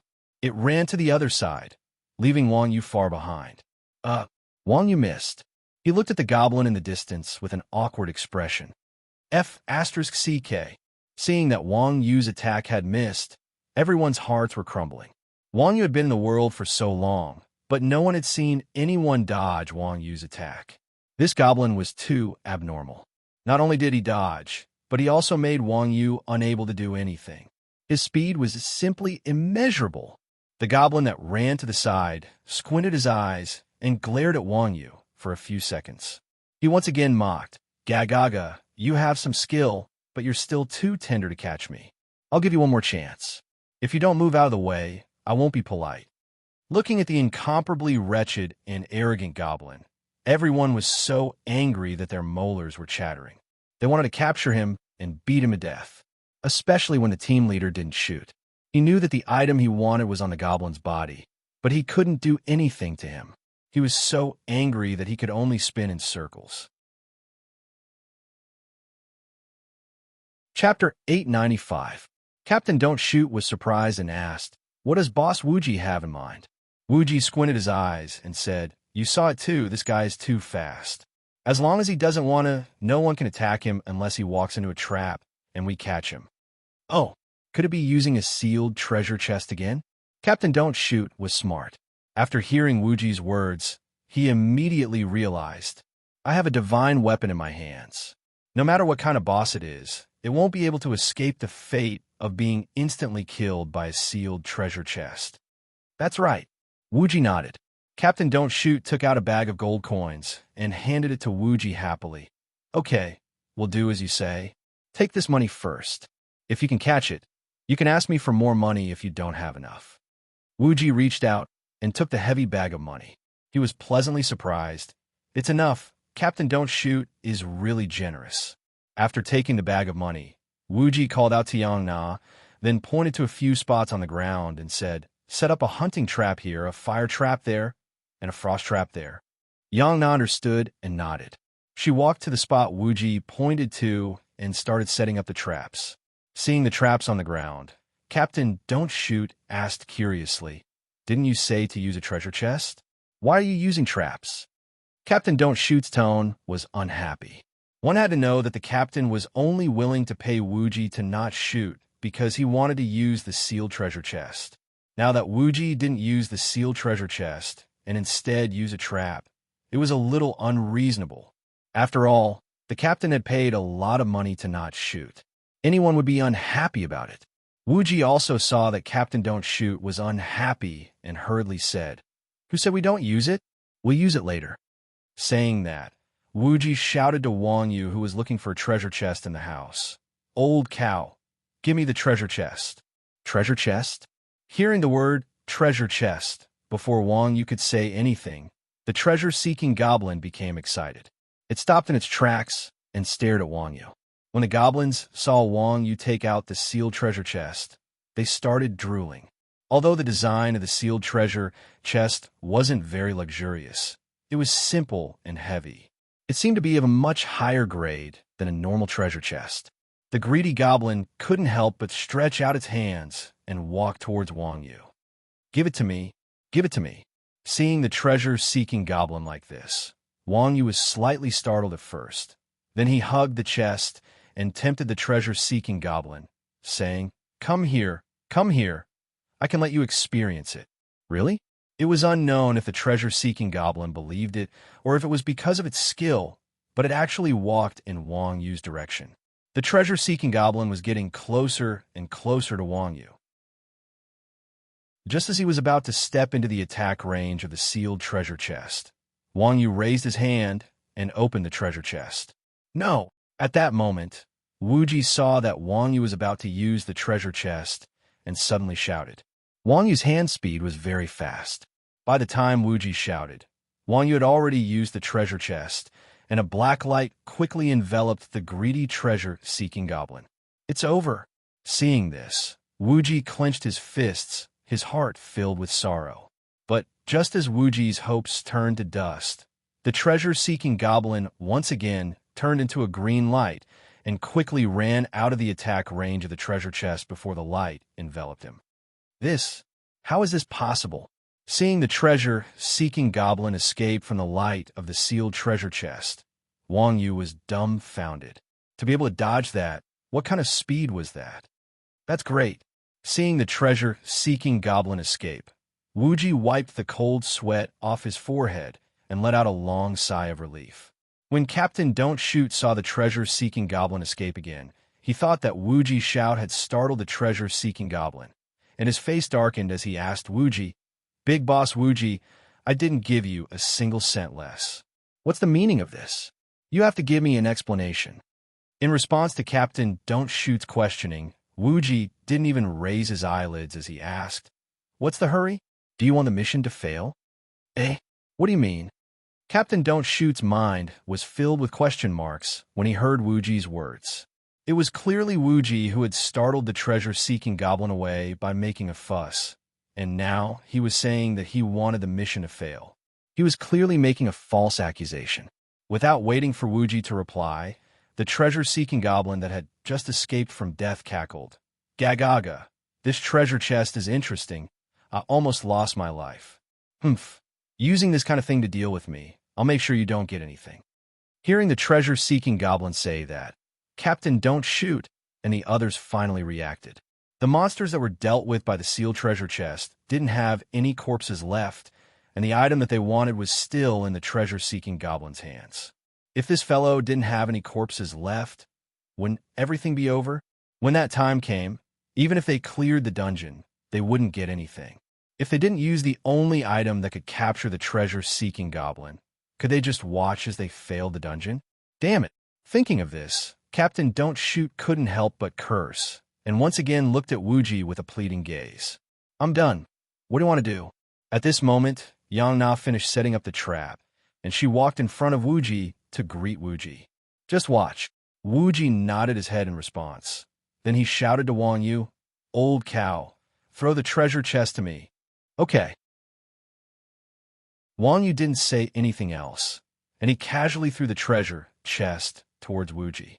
Seeing this, the treasure-seeking goblin's eyes lit up, and it turned into a ray of green light as it rushed over. It jumped up and stretched out its hand to grab the sealed treasure chest. F***CK. Wuji, you idiot.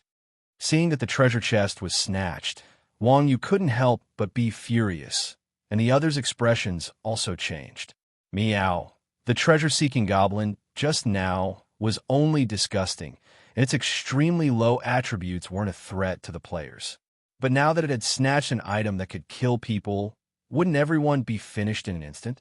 After snatching the sealed treasure chest, the treasure-seeking goblin cackled and said proudly, This treasure is mine now. Is that so? Wuji smiled slightly, and he threw a sacred flame at the treasure-seeking goblin diagonally above him. Seeing this, the treasure-seeking goblin immediately landed, attempting to dodge the sacred flame.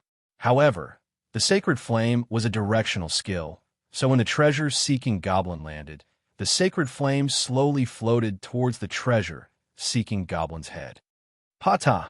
Seeing that the sacred flame wasn't going away, the treasure-seeking goblin was about to retreat when there was a crisp sound, and a hunting trap was clamped on the treasure-seeking goblin's foot. Despicable fellow, you want to catch me with this trash? The treasure-seeking goblin cackled again, and it crushed the hunting trap with its foot. It quickly retreated, but in the next second, the treasure-seeking goblin's foot heated up, and with a whoosh, a flame soared into the sky and engulfed the treasure-seeking goblin. Chapter 896. At that time, Wuji's holy flame slowly floated over and landed on the goblin's head. Attack! Seeing that the goblin had triggered the flame trap and was muted, Wuji gave the order to attack. The long-range professions received the order and immediately attacked the goblin. The treasure-hunting goblin was a ruthless character. In a moment of desperation, he took out the dagger that he had snatched from famed sword Dao Xue. With a swing of his hand, he cut off his bound leg. Then he hugged the chest and limped quickly to the side. Though he only had one leg and his running speed was reduced, his speed wasn't something that the gamers could match. In the blink of an eye, the goblin had forgotten about the gamer's attacks. At that moment, there was the sound of another trap being triggered. Then, everyone saw the nearby goblin that had been frozen into an ice sculpture. At this moment, the treasure-seeking goblin had been muted by Wuji, and with a broken leg, he had already lost the ability to escape. He could only obediently stand there like an idiot. At the same time, Wang Yu leaped over and kicked the ice sculpture, shattering the other leg of the treasure-seeking goblin, completely cutting off its thoughts of escaping. He was caught just like that, seeing the arrogant goblin with a broken leg and tossed on the ground like a dead dog. The team leader, Don't Shoot, was both surprised and shocked. Although the treasure-seeking goblin's attributes were trash, its speed could be said to make people despair. Just as Wuji said, if the treasure-seeking goblin didn't take the initiative to be caught, no one would be able to catch it. Logically, the treasure-seeking goblins were intelligent NPCs, and their AI was not lower than that of players. Even a normal elite boss would not be so foolish as to walk into a trap. However, Wuji used a bait to turn the situation around and let the goblin step into the trap. To be able to think of such a method, his adaptability was off the charts. Moreover, these 3 consecutive traps were all linked to one another. Not only did they silence, slow down, and negate the goblin's escape methods, but they also clearly calculated the goblin's escape route. Was he still human? In addition to a freakish super expert who was enough to deter an entire region, there was also a freakish strategist.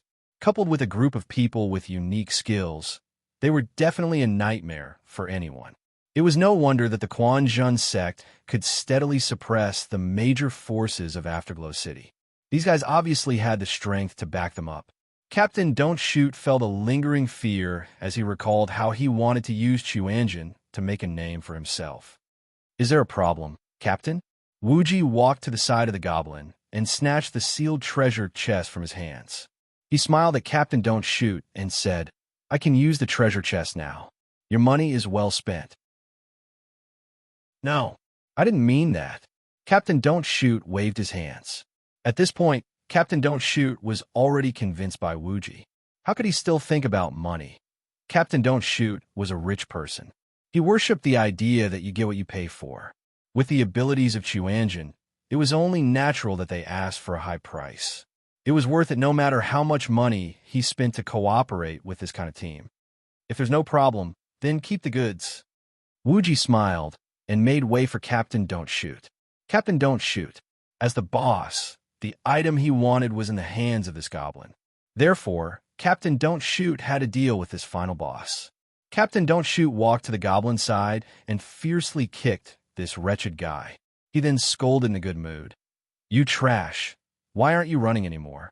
That goblin was really despicable. Captain Don't Shoot wanted to take revenge. Unexpectedly, the goblin wasn't angry. Instead, it hugged Captain Don't Shoot's thigh and begged with tears and snot, "Hero, spare me. I won't dare to do it again." As expected of an intelligent NPC, the goblin's face changed quickly. His acting skills were much better than most of the little fresh meats. His tearful and aggrieved appearance moved everyone. This was the first time Captain Don't Shoot had encountered such a situation. He turned his head and looked at Wuji and the others. This kind of situation was common for intelligent bosses. There was no need to pay attention to it. Wuji's intention was to directly kill it and quickly clear the game. But before Wuji could speak, Mingdu appeared from the side and asked, "I can spare you, but what are the benefits? As long as you spare me, the treasures in my bag are all yours." Hearing that there was a chance, the goblin was overjoyed and said, "Is that so?" Mingdu smiled and nodded. "That's fine, but you have to give me the bag first." "Here for you." The goblin nodded and bowed as he took the big bag off his back and gave it to Mingdu. "That works?" Seeing that Mingdu was actually bargaining with the boss, Captain Don't Shoot had learned something new. But after Mingdu received the bag, his expression changed. He waved his staff and a bolt of lightning fell from the sky. The goblin's HP bar was instantly emptied. What is the meaning of this? Mingdu, suddenly killing the goblin, caused Captain Don't Shoot's worldview to be shaken. Mingdu coldly said, "He lied to me once, I lied to him once. No one owes the other. But won't the system pursue the matter of you tricking the boss like this?" Captain Don't Shoot seemed to have never seen such a daring person. The game wasn't like reality. Although you could kill, burn, and loot in the game, this was a world with the most rules. Pursue? Hearing this, Wuji sneered and used his magic staff to poke the treasure-seeking goblin's hand. A talisman fell out of the treasure-seeking goblin's hand. Concealment Charm. A godly item that completely conceals the body for 200 seconds. Quest item cannot be used. At the same time, Mingdu poured all the items in the goblin's bag onto the ground. Meow. The goblin really didn't let down his reputation as a scrap picker. Such a big bag, it was a mess of trash. There wasn't a single valuable item. Seeing the pile of items on the ground, Captain Don't Shoot finally understood. This damned goblin was about to die and still wanted to lie. Luckily, Mingdu killed him with a bolt of lightning. Otherwise, wouldn't he have used this pile of trash to confuse everyone and run away with concealment? Sure enough, intelligent bosses were unreliable.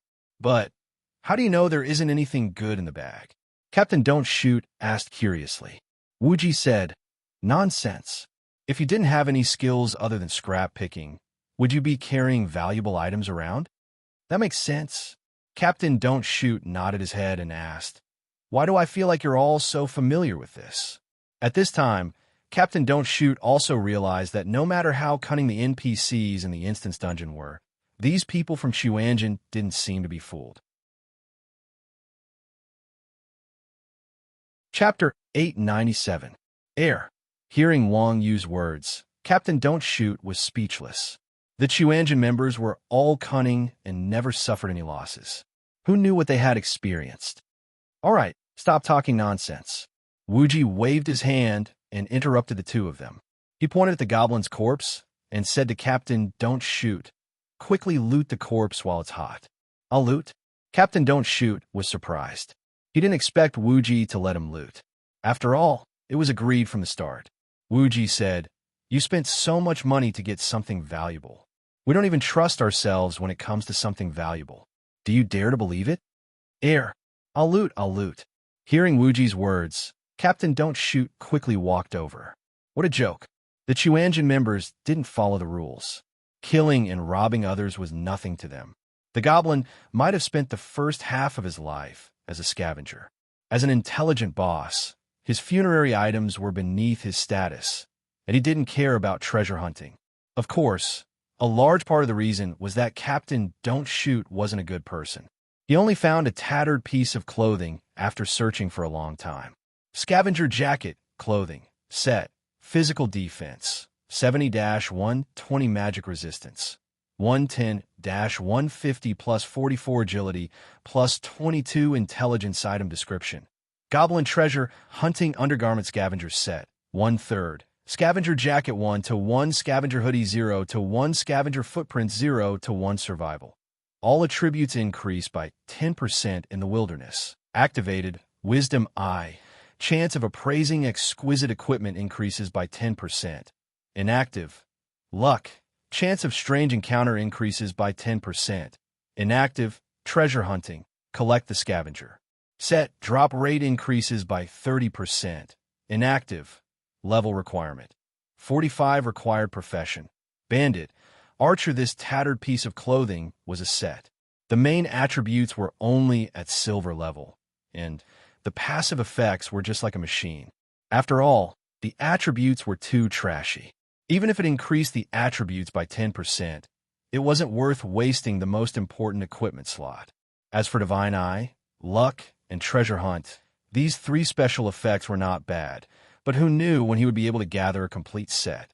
Old cow, take this and fuse it. See if you can fuse the special effect into other equipment. After the captain handed the equipment to Wuji, Wuji directly threw it to Wang Yu. Wang Yu did not hesitate to put it into his bag. Captain, don't shoot and continue looting the corpse. The second item was a magic tool called Goblin's Stink Smokescreen. Although the item description stated that it was a tool for escaping, one could tell from its name that it was disgusting and wretched. Wuji took it and put it into his waist pouch. Can you do it? Look at how rich you are. Your luck should be pretty good. Why do you only get trash? Seeing that their captain had looted 2 pieces of garbage without shooting, the group of scum from Xuanjin couldn't help but mock him. His luck was too bad. Could it be that this kid used up all his luck when he was reincarnated? There's still one more chance. I'll try again. Captain, don't shoot was a shy person. After being mocked by everyone, his face turned red, and he mumbled as he looted the corpse one last time. This time, Captain, don't shoot, pulled out a dagger from a corpse. Everyone had seen this dagger before. It was the one that famous sword Dao Shua had lost. The attributes were exactly the same. Seeing that he had used up all 3 chances without getting what he wanted, Captain, don't shoot, his face darkened. This is impossible. The quest description clearly stated that the Covenant altar is inside the instance dungeon. Why isn't it here? Covenant altar. At this moment, the group from Xuanjin finally knew what Captain Don't Shoot was looking for. What does that thing look like? Wang Yu asked curiously. I'm not sure. Captain Don't Shoot shook his head and said, but logically speaking, it should be something circular. Altars were more commonly seen in the game. Most of them were circular. Circular? Wang Yu looked around and pointed at the magic base under the treasure chest. You're not talking about that, are you? That.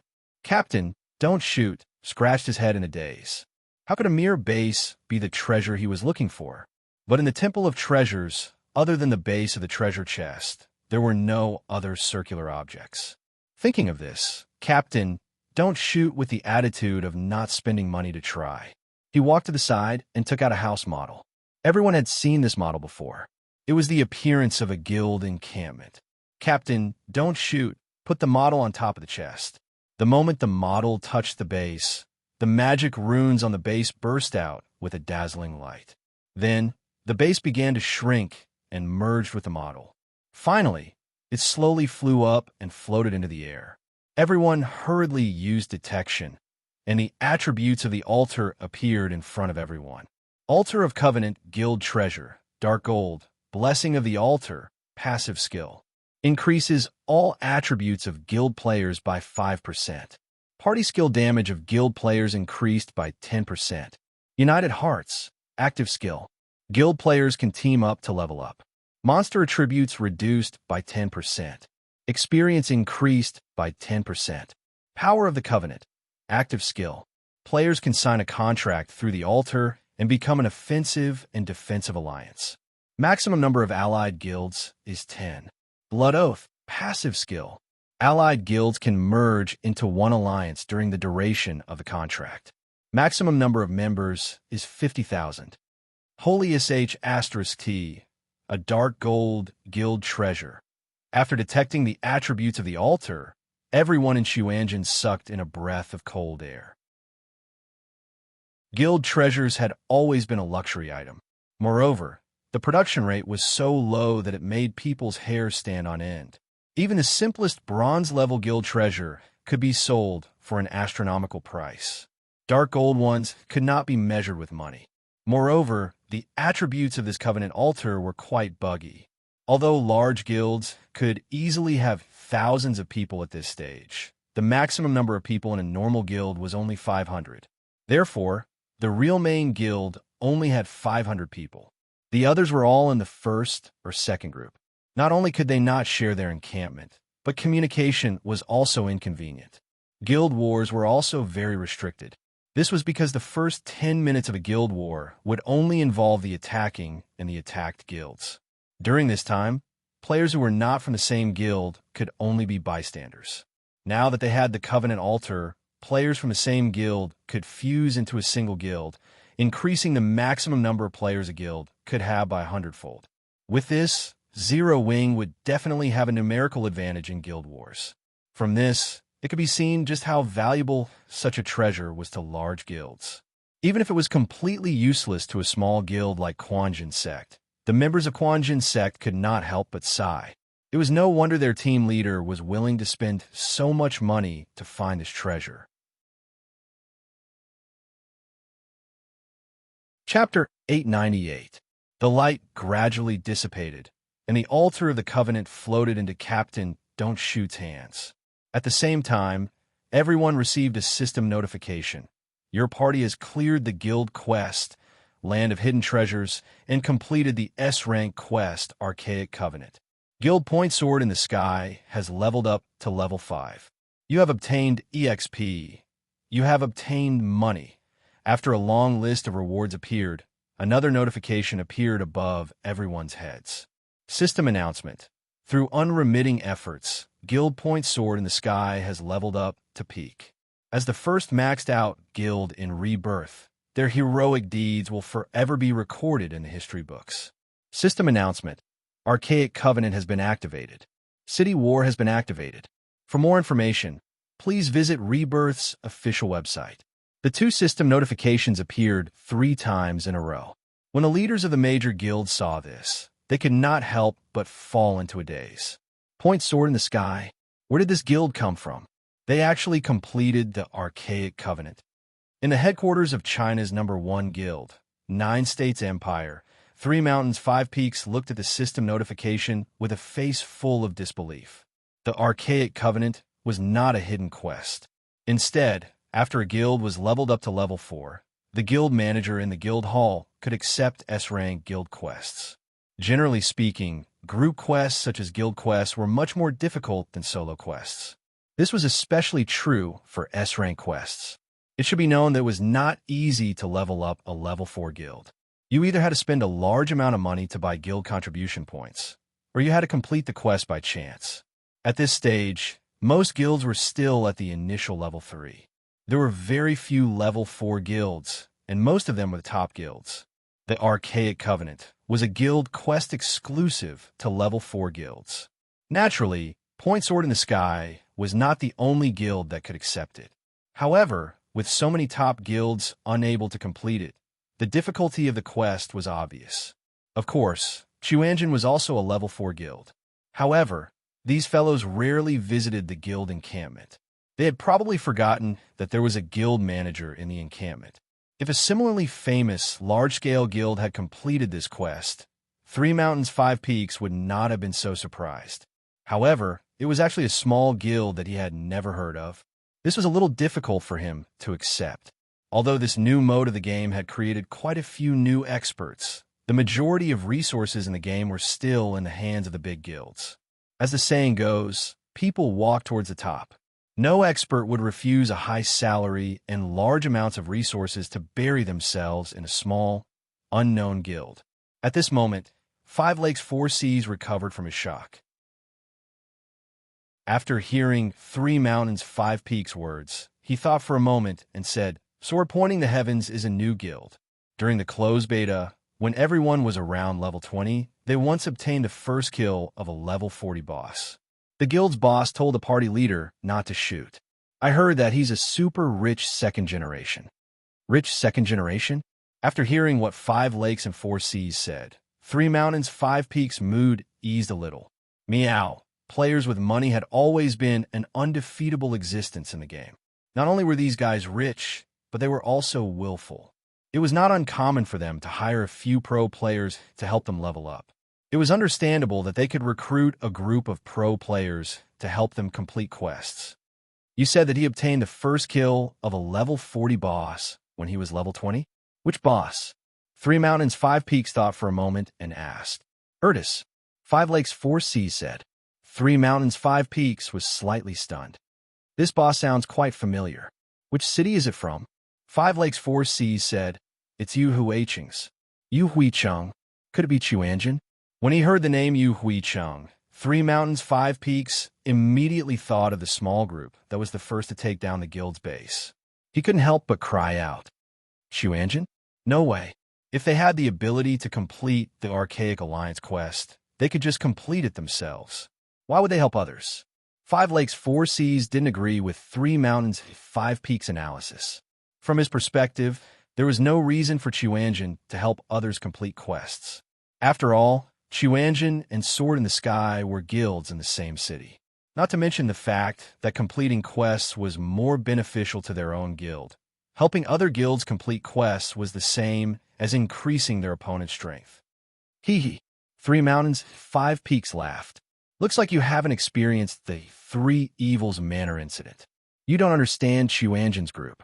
Oh, Five Lakes Four Seas was stunned. He expressed that he wanted to hear more. Three Mountains Five Peaks said, Do you know that these guys are famous experts? However, they have never had more than 10 people. Never had more than 10 people? No wonder. So it's because their guild level isn't high enough. When Five Lakes Four Seas heard this, he instantly understood. He thought that since Chuanjin was the first to take down the guild's base, they were already a level 4 guild. Who knew that Chuanjin only had so few people? How could it be a level 4 guild? That's not entirely true. Three Mountains Five Peaks said, Those people are very greedy. As long as the price is high enough, they won't hesitate to help others complete quests, even if their guild level is high enough. F*CK. There are such people? Then what game are they playing? They would work for their competitors for the sake of benefits. Five Lakes Four Seas couldn't understand the logic behind this. Three Mountains Five Peaks laughed. Although these people are greedy and don't have the heart to fight for supremacy, they play games for fun. This is a group of people who really know how to play. After saying that, Three Mountains Five Peaks sighed and said, Sigh, this group of wild horses could have been subdued back then. It's a pity for Three Evils Manor. Five Lakes Four Seas was a little dazed when he heard this. It couldn't be helped. Swallows and sparrows didn't know the ambitions of swans. Similarly, how could swans know the joy of swallows and sparrows? It was normal that Five Lakes Four Seas didn't understand Chuanjin's thoughts. While the leaders of all the guilds in the world were guessing how Finger of the Heavens completed the quest, Quanjin's friend list was about to explode from people who knew about it. The other people in Quanjin were fine. Aside from Chuanjin's people, they didn't have many good friends.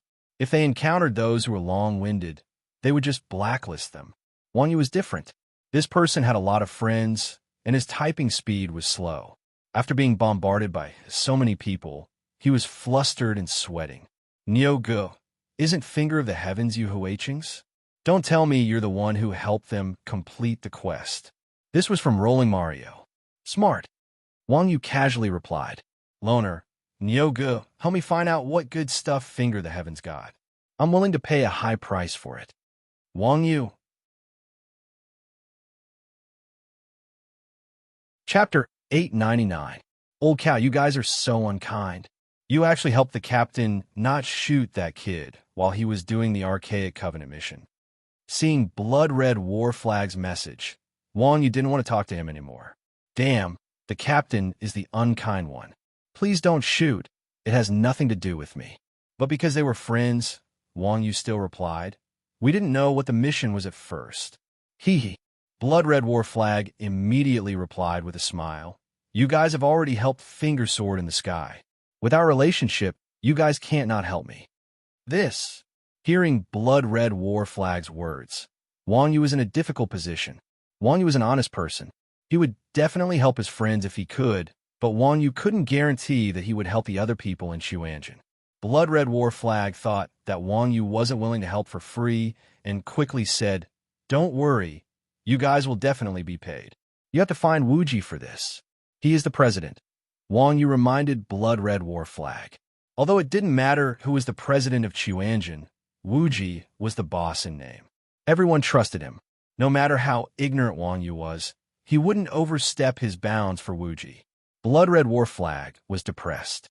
Wuji just blacklisted me. Wang Yu was speechless. Did blood-red war flag look for you? Wuji walked over and asked. He looked for you because you blacklisted him, Wang Yu explained. Wuji laughed. I blacklisted him because he was bullshitting me.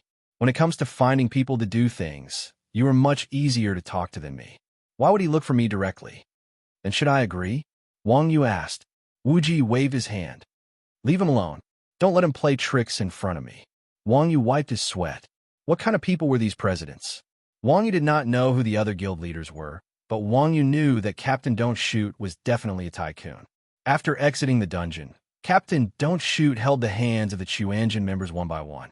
His gratitude was indescribable. Bosses, if it weren't for you guys, we wouldn't have been able to complete today's quest. No matter what, you guys have to celebrate with us today, the party leader Don't Shoot said excitedly. Wuji, who always liked to take advantage of others, said, since we've taken someone's money, it's our duty to help them out. Right now, we still have other things to do.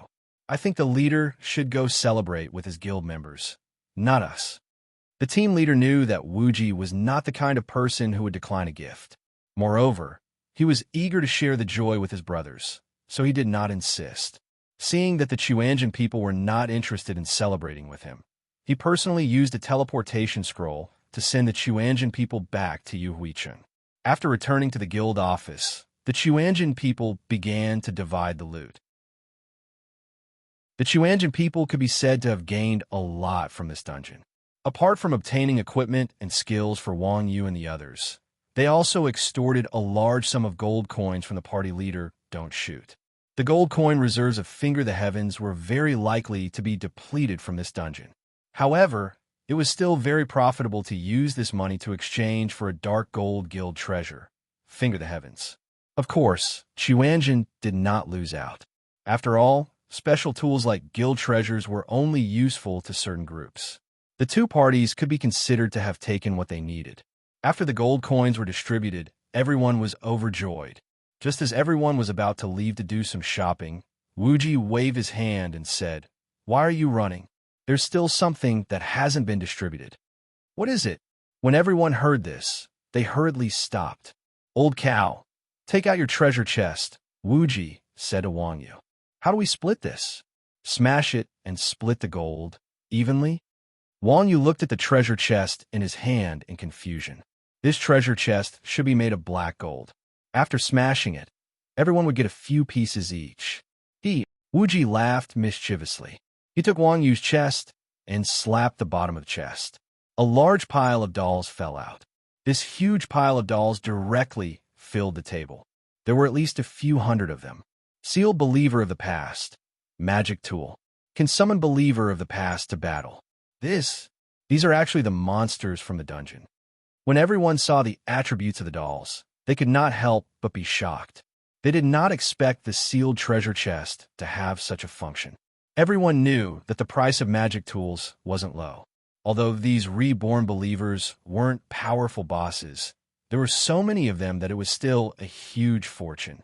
They didn't think that the party leader would spend so much money to capture these monsters, but they would be cheated in such a way. Wuji said, "There are a total of 240 seal dolls. Those who did not obtain any equipment or skills from the dungeon just now, you guys can split these toys evenly." It seems that old dog Wuji is not heartless. Hearing Wuji's words, the few people who did not obtain anything from the dungeon just now showed expressions of joy. Although magic tools were expensive, they had obtained 2 godly equipment and 4 skill books from the dungeon. They were all priceless items. Although there was still a gap between them, they were all brothers. There was no need to be too calculative.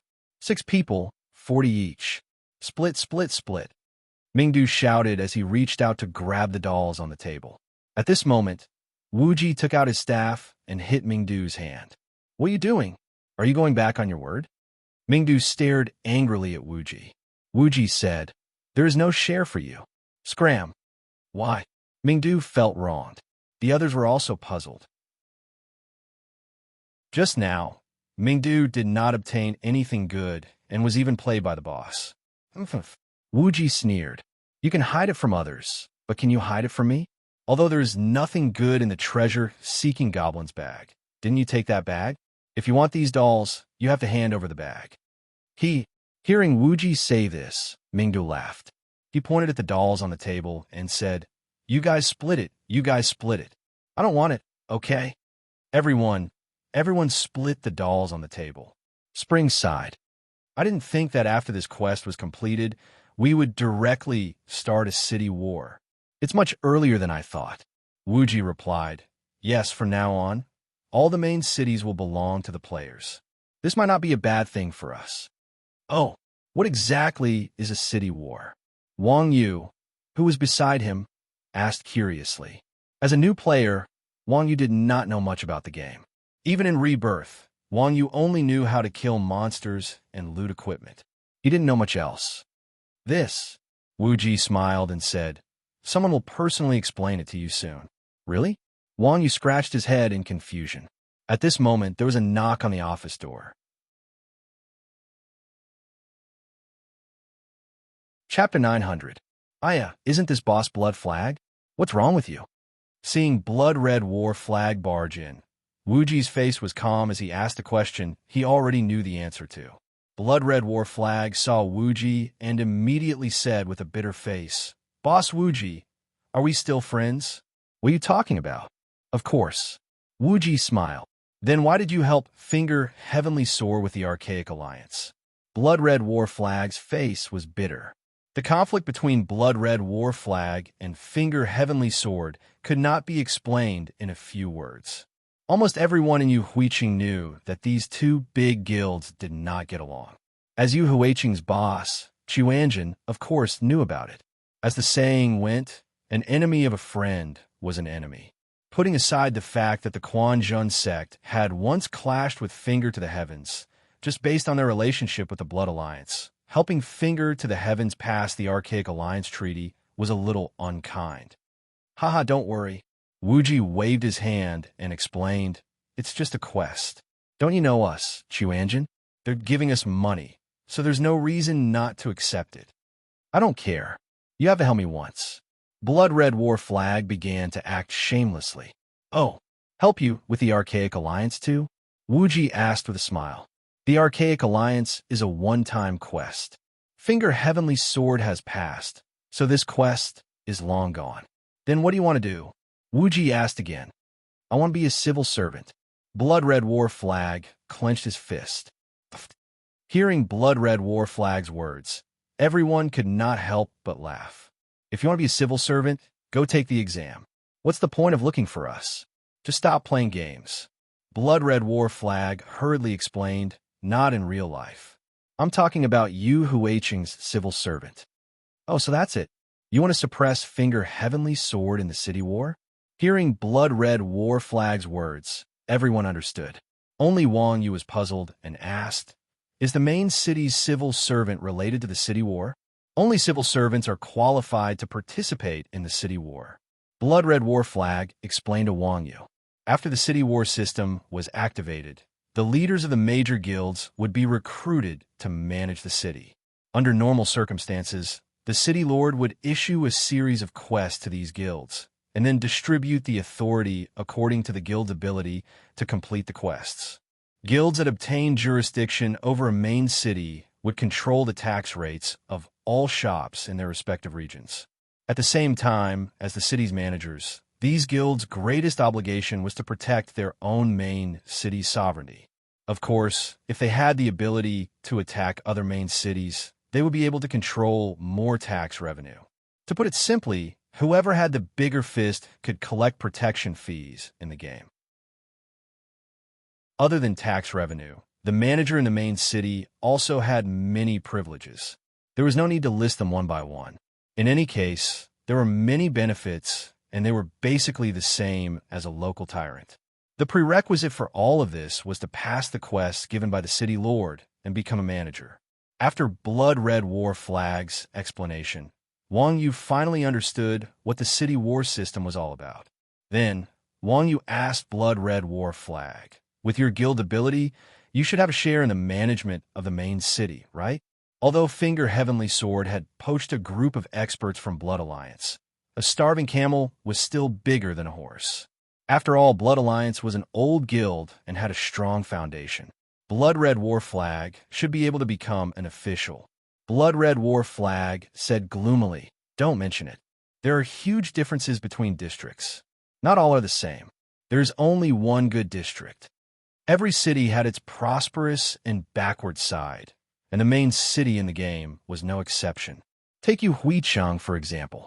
Central Street was a district with many shops. It was extremely prosperous and the tax revenue was very high.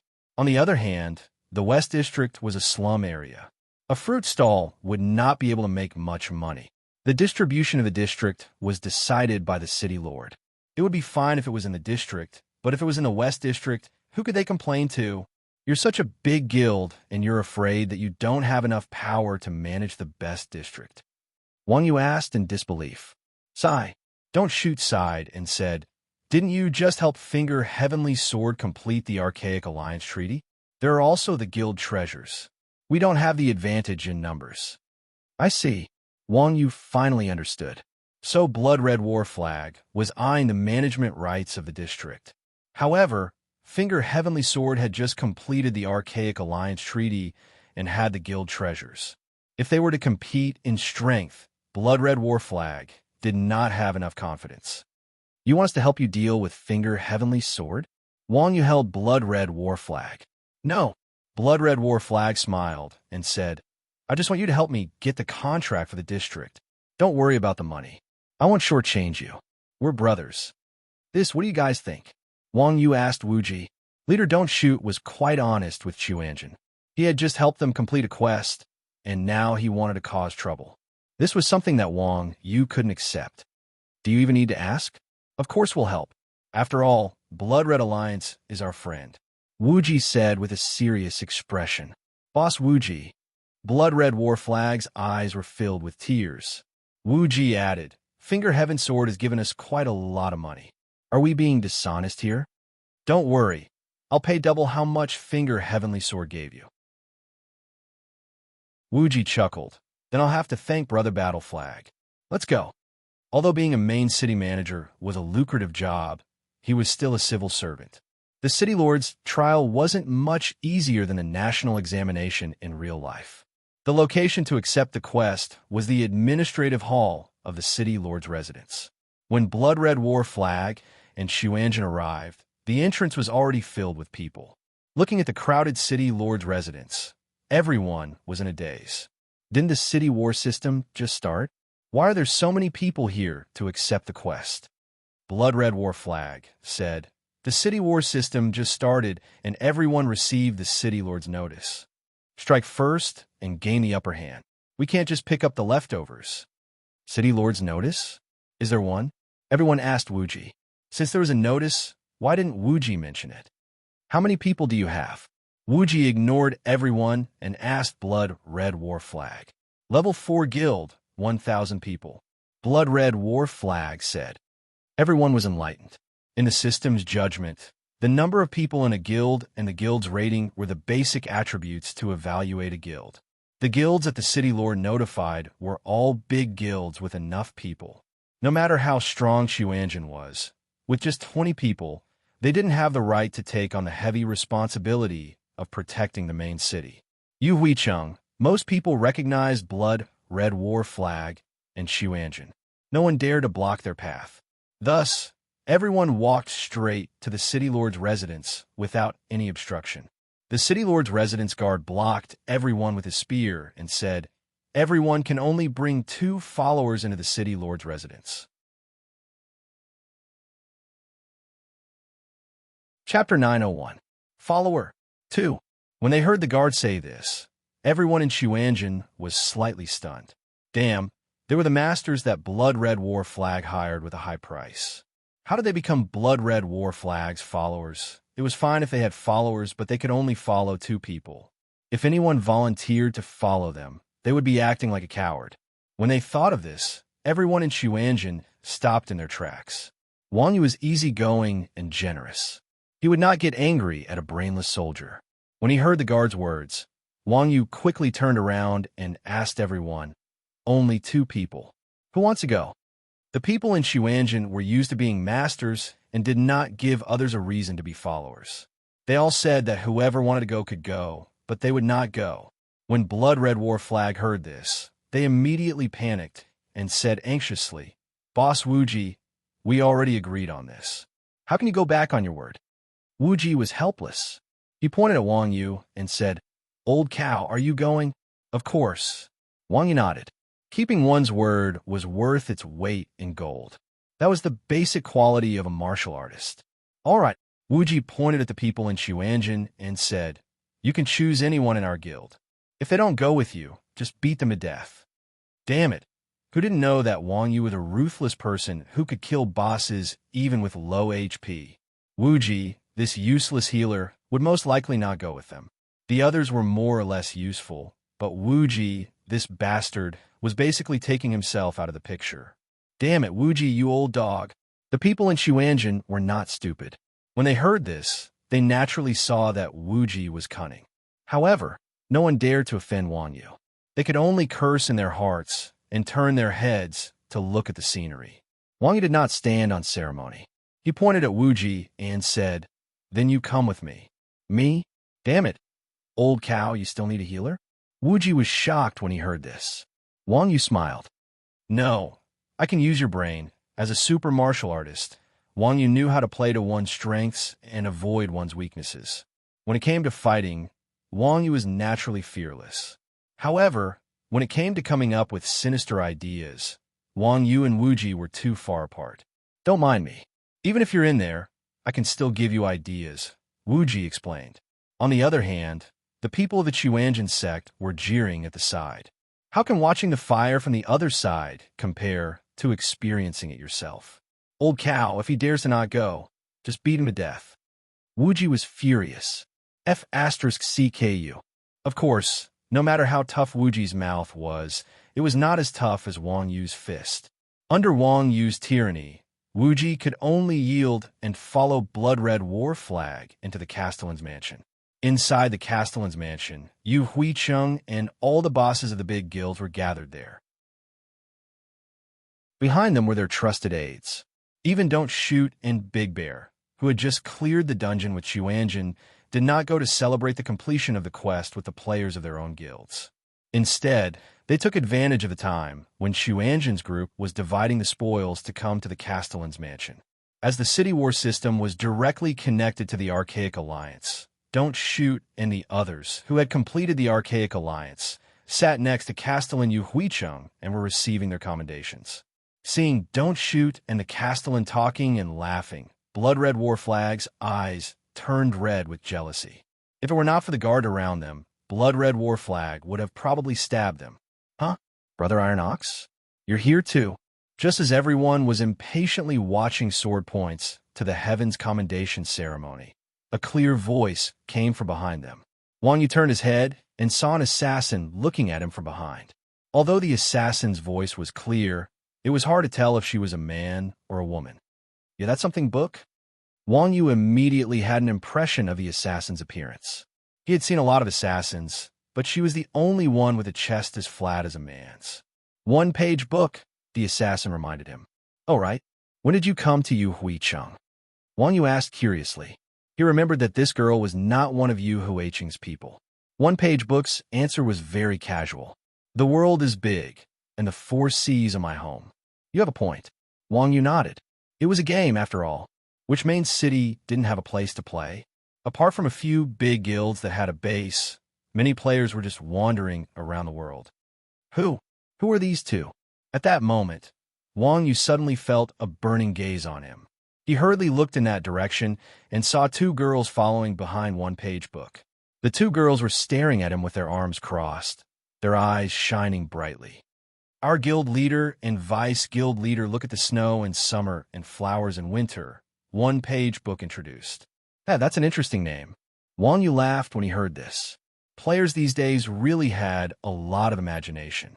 Hello. Wang Yu greeted the 2 girls politely. Hello, God Iron Ox.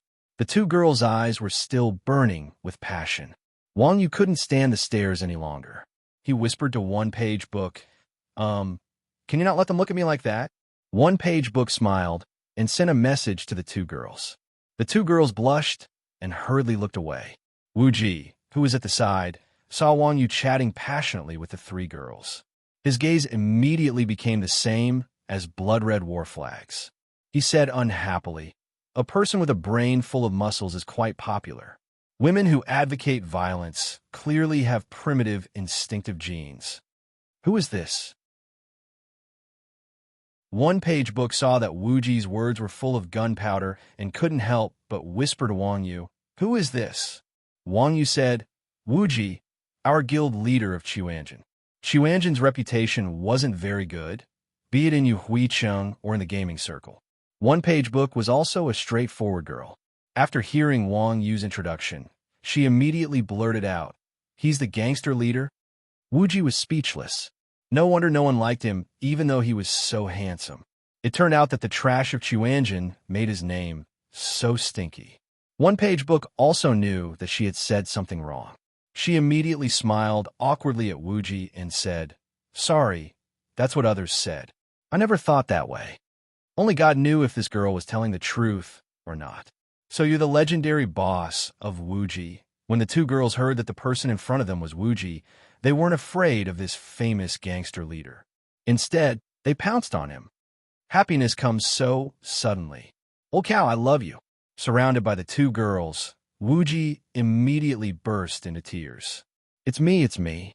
The arrogant Wu Ji immediately showed his true colors when he saw the girls. He nodded and bowed like a human's best friend. One-page book said excitedly, I've heard about you for a long time. You're very familiar with Iron Ox, right? Does he have a girlfriend? Can you give me his phone number in real life? F*CKU. Wu Ji glared at Wang Yu fiercely and whispered, Can we change the topic? One-page book said, I heard that you and a guy called Bao San from Qiuanjin are a couple. Is that true? F*CK off. Wu Ji finally broke down. What's going on? Why do women nowadays have such vulgar interests? Chapter 902. As expected, he's as fierce as the legends say. The 2 ladies were so frightened by Wu Ji's roar that their faces turned pale. They hurriedly hid behind a page of a book. One-page reached out and blocked Wu Ji. The dagger in his hand emitted a burning flame. His face was full of caution towards this legendary gangster leader. Wu Ji was speechless. What kind of people were these? While they were chatting and laughing, the mayor had already completed the reward for Finger Heavenly Sword. After Captain Don't Shoot and the others received their rewards, the mayor's gaze finally fell on the bosses of the other guilds. Looking at the group of experts below, the mayor cleared his throat and said with a serious expression, Distinguished citizens, it's great that you received my summons and came. Mayor, you're too polite. It's our duty to serve you. Captain Don't Shoot heard this and flattered him. The mayor was also an intelligent NPC with extremely high AI. Don't Shoot smiled after being flattered by Captain Don't Shoot. When the bosses below the stage saw this, they all blamed themselves.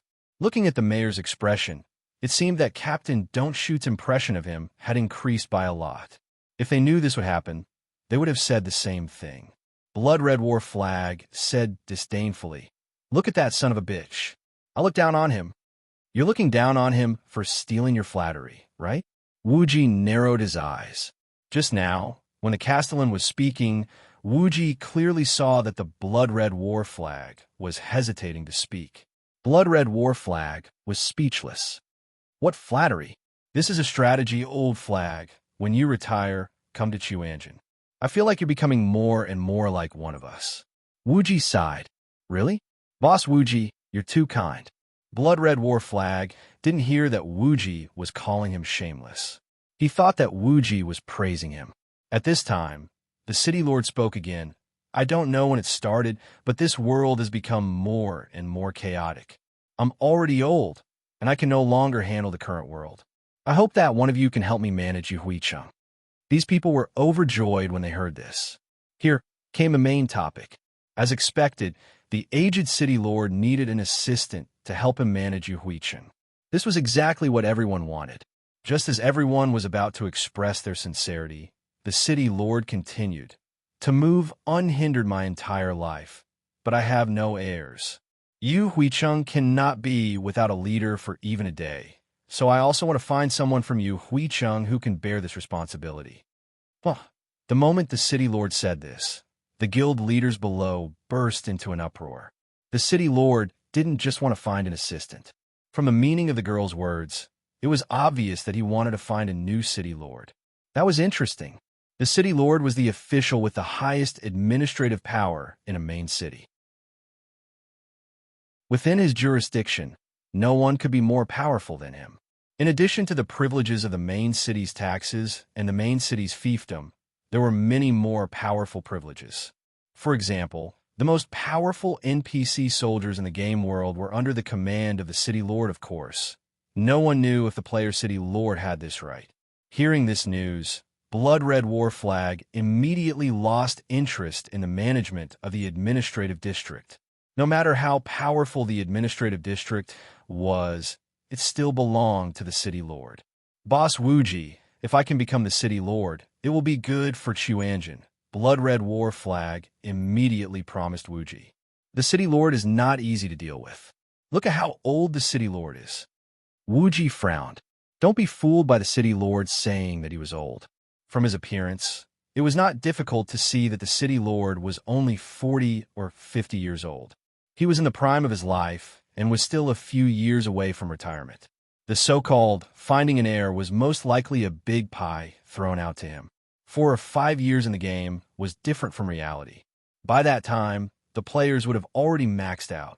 So even if there was a quest to find an heir to the city lord, it was not something that the players could do at this stage. "Well, what you said makes sense." Blood Red War Flag nodded. "My requirements are not high. No matter which administrative district I can get this time, as long as I'm better than that be *TCH, Captain Don't Shoot." It seemed that Blood Red War Flag hated Captain Don't Shoot. His conditions were also aimed at Captain Don't Shoot. "I'll try my best," Wuji said after thinking for a while. Because Point Finger the Heavens had completed the Archaic Covenant, Captain Don't Shoot's image had far surpassed that of the other guild leaders. If they wanted to take the best administrative district from him, they could not just rely on strength. "How about it? Is everyone willing to help me?" Seeing that no one answered, the city lord asked again.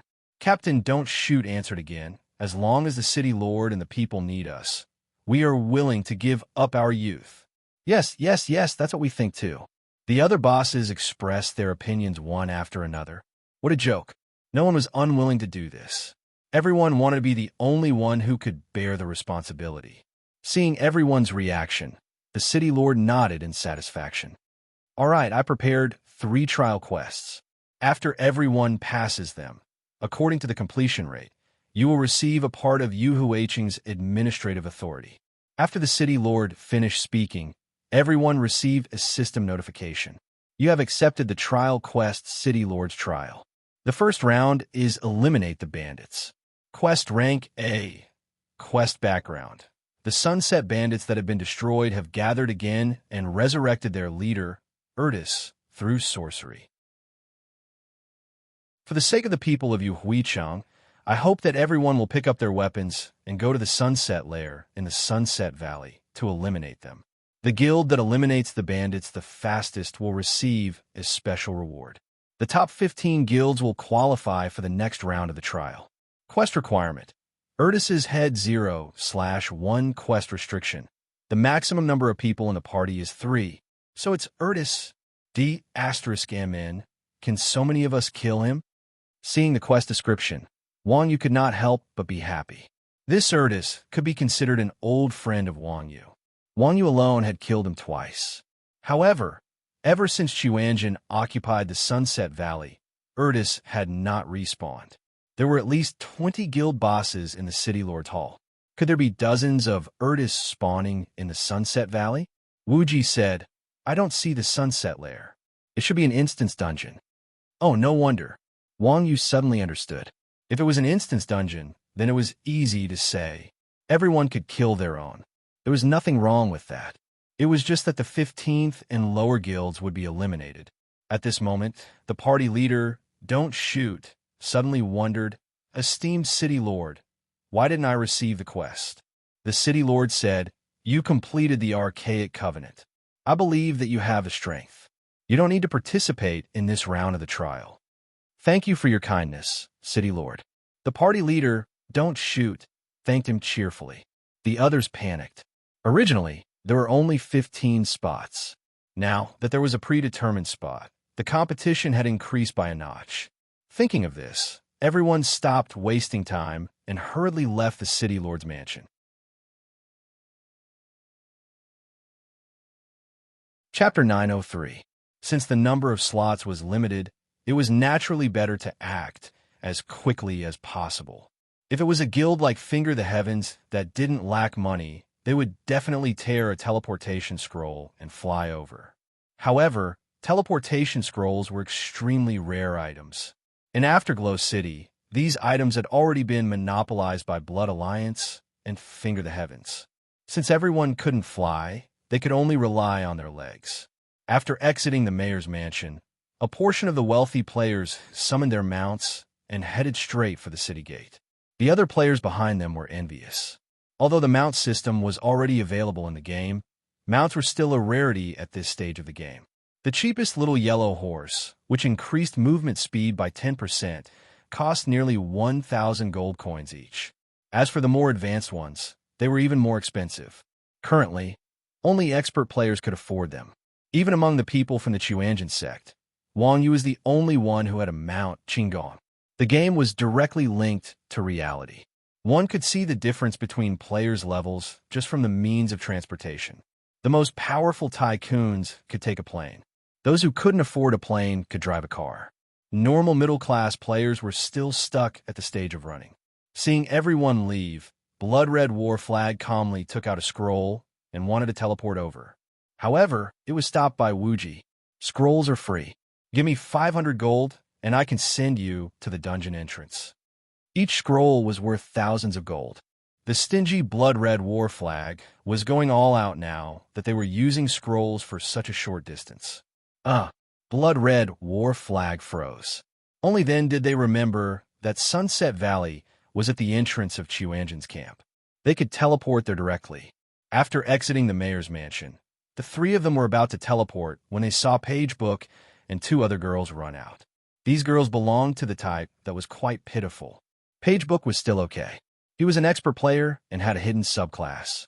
Not only had he done quests with the Lone Ranger before, but he also had a faction dungeon. He definitely didn't lack money. He had gotten himself a valuable white horse a long time ago. However, Summer Snow Watcher and Winterflower Watcher were doing quite poorly. They were guild leaders, but they were running behind One Page Book's horse. Those who didn't know better would think that they were One Page Book's followers. Seeing that Wang Yu and the others weren't teleporting or riding horses, Yi Yeshu asked curiously, You guys are running too? Do you want to join us? Wuji invited Yi Yeshu enthusiastically. Without waiting for a page to reply, Xiatian Jinshua said warily, What do you want to do? Are you trying to kidnap us? Damn you! Wuji was speechless and choked with sobs. It seemed that Xuanzhen's image as a bandit was deeply ingrained in the minds of the players. It would be difficult to change their image in a short time. Seeing that Wuji was being doubted, Wang Yu explained from his side, "We teleported you all the way." The two girls' eyes lit up. Wow, Iron Ox is so considerate. Damn, there's no justice in this. Blood Red War Flag saw that Wang Yu, a murderer who was feared by many in Yuhuicheng, was praised for being considerate. They hugged each other and cried together with Wuji. What's wrong with them? The girls were curious as to why the two men were crying. Wang Yu wiped his sweat. Maybe they were too excited to see a girl with them. Thanks to Wang Yu and the others, Summer Snow and Summer Snow teleported to Sunset Valley as fast as they could, even though they didn't have a mount. The Sunset Lair dungeon was at the entrance of Xuanzhen's encampment. This made the girls sigh again. As the saying went, birds of a feather flocked together. Xuanzhen was indeed a gangster organization. They were neighbors with these bandits. Sunset Lair was a 3-person dungeon. It seemed like the system had deliberately set a limit to prevent players from cheating. After all, players had been tricked by NPCs too many times. They had all learned to be cautious. The system had countermeasures, and the players had countermeasures. Although the quest was limited to 3 people, the players could call for a few hundred people to attack the boss first and let the last 3 kill it. The effect was the same. Now that only 3 people were allowed to enter the dungeon, this situation was avoided. Because of the teleportation, the 2 teams were now far ahead of the others. They smiled at each other and entered the dungeon in front of them. Sunset Lair was not a high-level dungeon. It was a level 35 dungeon. The system was not so cheap as to make 3 players go to an advanced dungeon. The monsters in the dungeon were mostly elite monsters like Sunset Gangsters. They were not too difficult to deal with for level 45 players, but for experts like Wang Yu, it was like cutting melons and vegetables. Wang Yu and the others brandished their weapons, fighting as they ran forward. The 3 of them were like powerful bulldozers, carving out a bloody path and pushing towards the boss Erdis.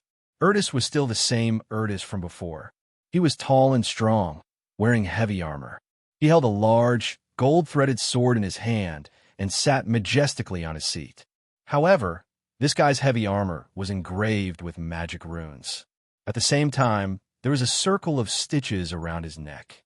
It turned out that this guy's head had been directly sewn on. This setting made Wang Yu sigh. He did not expect the medical standards in the game to be so high. Even a severed head could be reattached. Demonized Erdis, level 45, Dark Old Boss, Elite, HP, 3000000 MP, 20,000 skills, Collapsing Mountain, Earth Splitter, Whirlwind Slash, Bloodthirsty Rage Innate Ability, Demonization Background Introduction. After Erdis' death, the Sunset Bandits were unable to recover. In order to restore the bandits' former glory, the bandits paid a high price to hire a cultist to resurrect Erdis. After the resurrection, Erdis had incredible strength. Erdis did not look at Wang Yu and the others when he saw them. Instead, he sat there calmly with a large sword in his hand, giving off a strong sense of oppression. Hey, we meet again. Although he knew that Erdis did not remember him, Wang Yu could not help but greet him when he saw this old friend. Erdis, who was sitting calmly on his seat, raised his head when he heard the greeting. When he saw Wang Yu's face, he said in surprise, "It's you again? Huh?" Seeing that Erdis still recognized him, Wang Yu and Wuji could not help but be stunned. This guy was clearly an elite boss. Why did he have such a high AI? Could it be that he had evolved? Blood Red War Flag looked at Wang Yu with even more shock. What did it mean to be awesome? This was it. Even the boss of a quest dungeon was so familiar with him. Who would have the face to do this? You still recognize me? Wang Yu asked curiously. Of course I know you. Erdis stood up and waved his long sword. With a cold expression, he said, I have died once. Nothing else matters to me. I was resurrected because of you.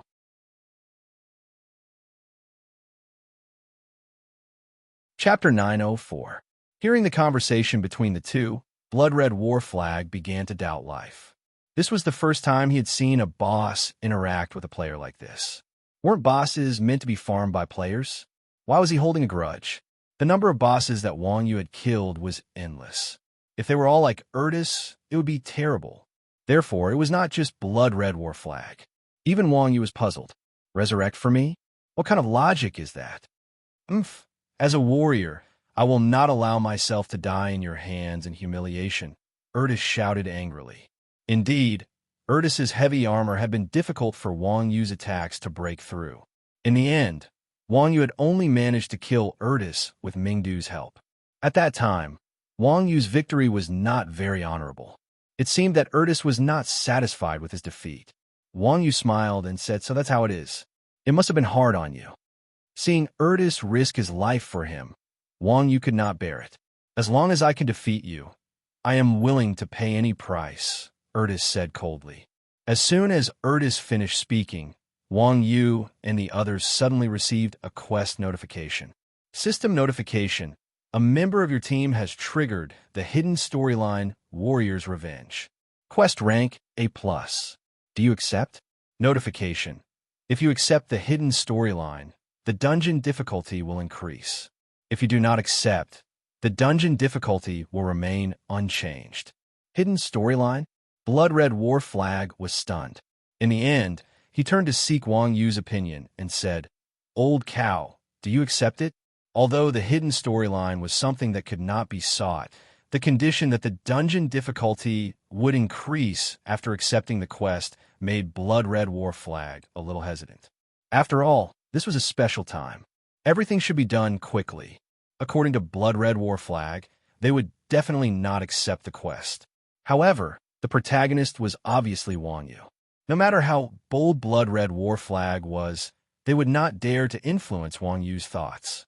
Wang Yu glanced at the quest window and asked Erdis, "Will you die in peace if you fight me again?" Erdis said, "As long as it's fair, I will die without regrets." "All right." Wang Yu nodded and said to Erdis, "I also respect you as a warrior. This time, I don't need to help you. I'll accept your challenge." Old cow, you have to think about it. The difficulty of the instant's dungeon will increase. Seeing that Wang Yu had agreed, Blood Red War Flag panicked. Wang Yu said, "I know, but I'm also a warrior." Erdis was an NPC, but he still had the resolve of a warrior. As a human, how could he fall behind? "This all right."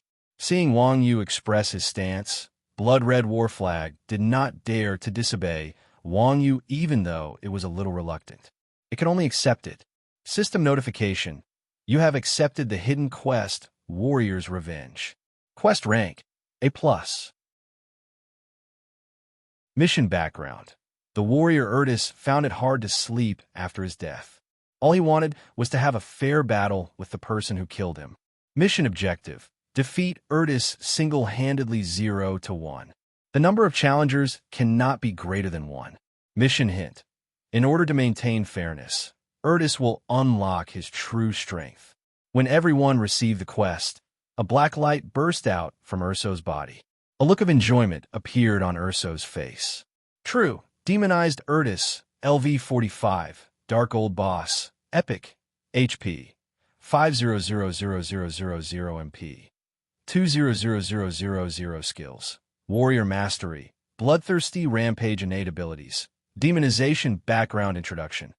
Erdis is a swordsman who shakes the Northwest. The 3,000 bandits under him have committed all sorts of atrocities. Over the past few decades, countless experts have come to annihilate him, but all of them have died under his blade. F***CK. Seeing Erdis's current attributes, the three were shocked. Meow. They did not expect that this high-level boss, which was said to be the easiest for Yu Huicheng to kill, would have such an identity. Moreover, it was an epic boss. It was no wonder that Lord Yu Huicheng had not been able to annihilate it after so many years. However, when they thought about it, under normal circumstances, only extremely powerful bosses would have a name. As a boss with a name, Erdis would definitely not be as weak as he seemed. Ha ha ha. Seeing Wang Yu's surprised expression, Erdis laughed and said, "How is it? Are you afraid after seeing my true strength?" "It's all right," Wang Yu said, "but I forgot to say something just now." "What is it?" Erdis asked. Wang Yu said calmly, It's not humiliating for you to lose to me. You dare look down on me? Cut the crap. Watch my blade. Urtis flew into a rage when he heard that. He swung the long blade in his hand and slashed at Wang Yu's head. Although Urtis was a strength-type boss, the speed of his blade was extremely fast. Moreover, it was imposing, as if it could split the earth. Facing the huge blade that was slashing at him, Wang Yu jumped to the side lightly. Urtis's long blade slashed the ground. Boom! With a loud sound, a deep trench was slashed on the ground by Urtis's blade. Blood-red war flag could not help but wipe the cold sweat off its forehead. With such destructive power, it was impossible to survive a single slash. Horizontal slash. Urtis's blade slashed the air. Then he grabbed the long blade with both hands and swung it to the right. He turned his body and slashed at Wang Yu. As Wang Yu retreated to dodge, he narrowed his eyes and stared at the long blade in Urtis's hand. At the same time, he switched the weapon in his hand to a long rod. Urtis was tall. The long blade in his hand was similar to a long weapon. As the saying went, an inch longer was an inch stronger. Only the long rod was not at a disadvantage when facing Urtis's long blade. Charge! Urtis's horizontal slash slashed the air again. He retracted the blade with both hands, lowered his head, and charged at Wang Yu. Seeing that Urtis had used charge, Wang Yu smiled and calmly rolled a few meters to the side. Then, he turned around and pushed the long rod behind him. Smack! Wang Yu's long rod struck Urso's temple without any deviations from its target. Urtis's head was hit by Wang Yu, but he did not even shake. Then, a green damage number appeared above Urtis's head. -0. How did this happen? Wang Yu was a little absent-minded when she saw the damage number above Urso's head. Urso wasn't wearing a helmet right now. According to normal judgment, the temple was a vital point. Wang Yu should have dealt at least 10,000 damage. This -0 was simply too ironic. Oomph. Do you think you can hurt me? Urtis snorted coldly. He leaped and slashed at Wang Yu with his long blade. Wang Yu was very familiar with this move. Collapsing Mountain. Not only was it Urtis's signature move, but it was also a warrior's move. It had very high judgment. If it were in the past, Wang Yu would definitely rush to Urtis's landing point and grab him with a knee strike. However, Urtis's judgment was terrifying now. Wang Yu would not be foolish enough to use the old method to deal with a new boss. Chapter 905-0 The green HP indicator appeared again, but there was still no sign of damage. Upon seeing this scene, Wang Yu was even more puzzled. It would have been fine if he hadn't hit the temple just now. After all, no matter how skilled an expert was, there would still be times when he couldn't hit the target accurately. However, this rod had actually stabbed Urso's eye. Urtis's eyes were as wide as teacups. With Wang Yu's skills, it was impossible for him to poke the eye crookedly even with his eyes closed. Could it be that this guy's head had been sewn up and he was immune to damage? Just as Wang Yu was feeling puzzled, Urtis swung his saber and charged at Wang Yu. Wang Yu leaped to the side and dodged. Who knew that after Urtis missed, he would charge toward Wang Yu again without any hesitation, as though there was no inertia. He turned around and slashed horizontally from left to right with his saber.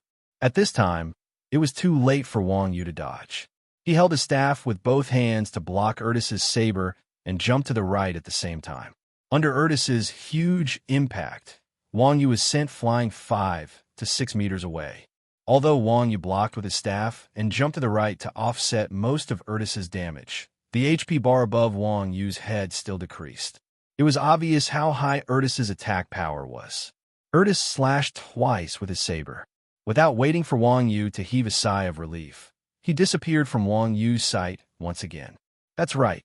This time, he disappeared and not attacked. Meow. Wang Yu could not be more familiar with this move. It was triple slash. Urtis actually knew such a move.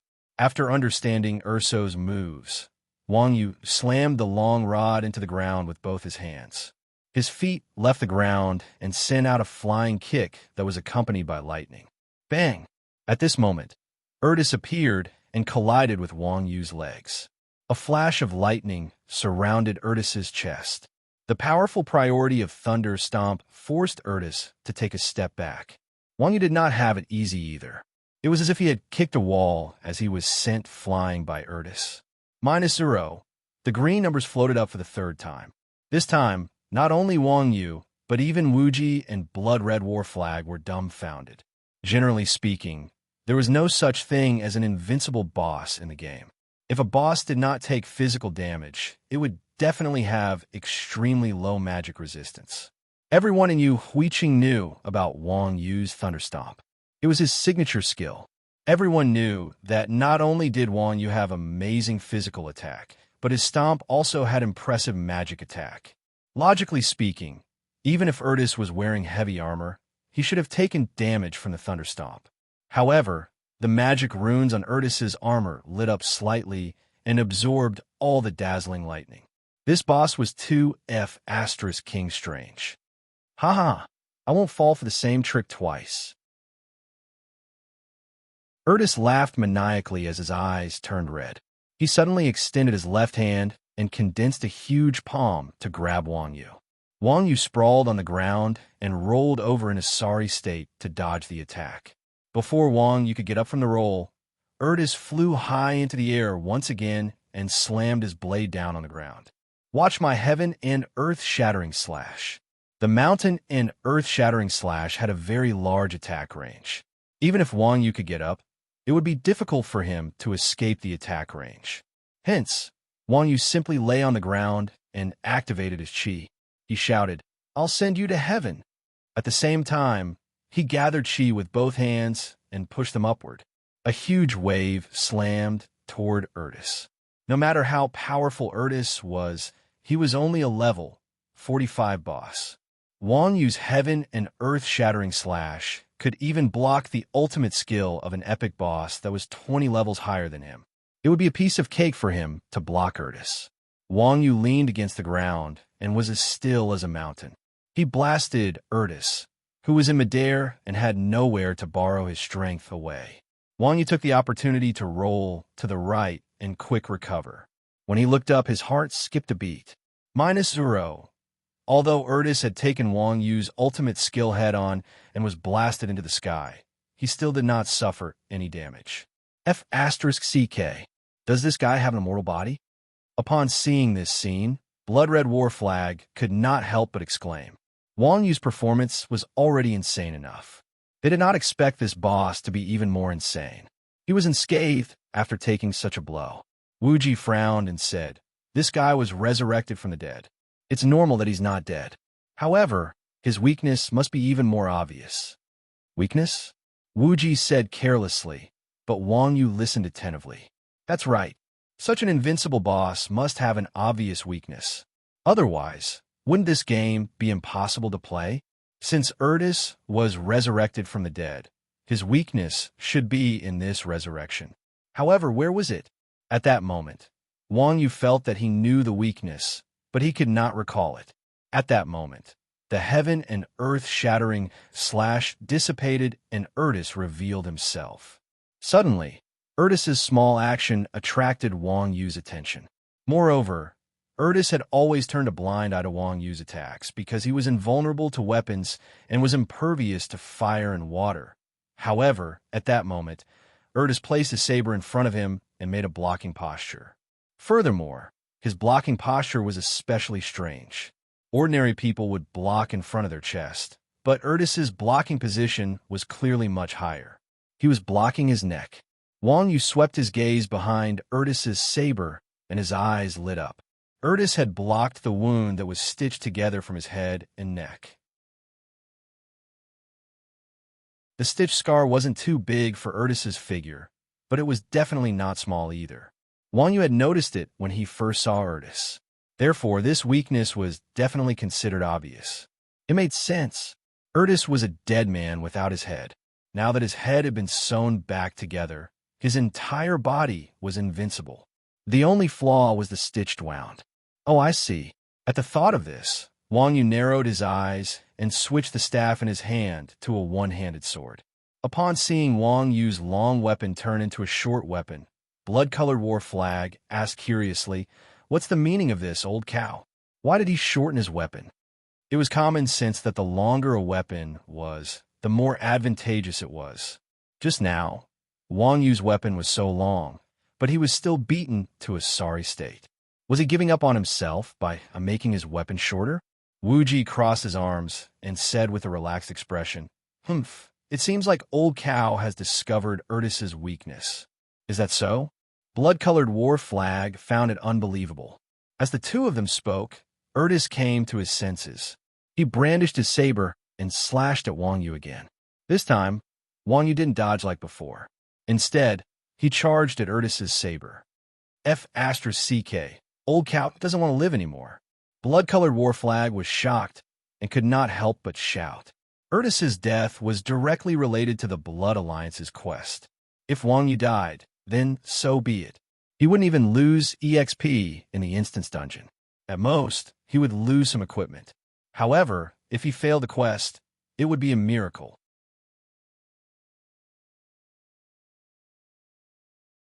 Chapter 906. Just when Blood-Red War Flag thought that Wang Yu would not return, Wang Yu suddenly lowered his head and dodged Ertis's slash.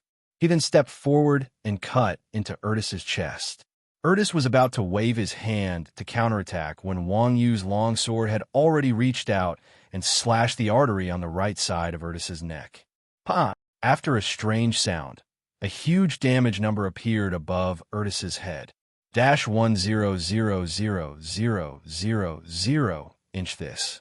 Blood-Red War Flag's eyeballs almost popped out. What's going on? The boss, who was not afraid of damage just now, had lost 1/5 of his health. This was a huge drop. Umph. Wu Ji laughed coldly. He pointed at the wound on Ertis's neck and said, "So this guy's weakness is on his neck." Neck?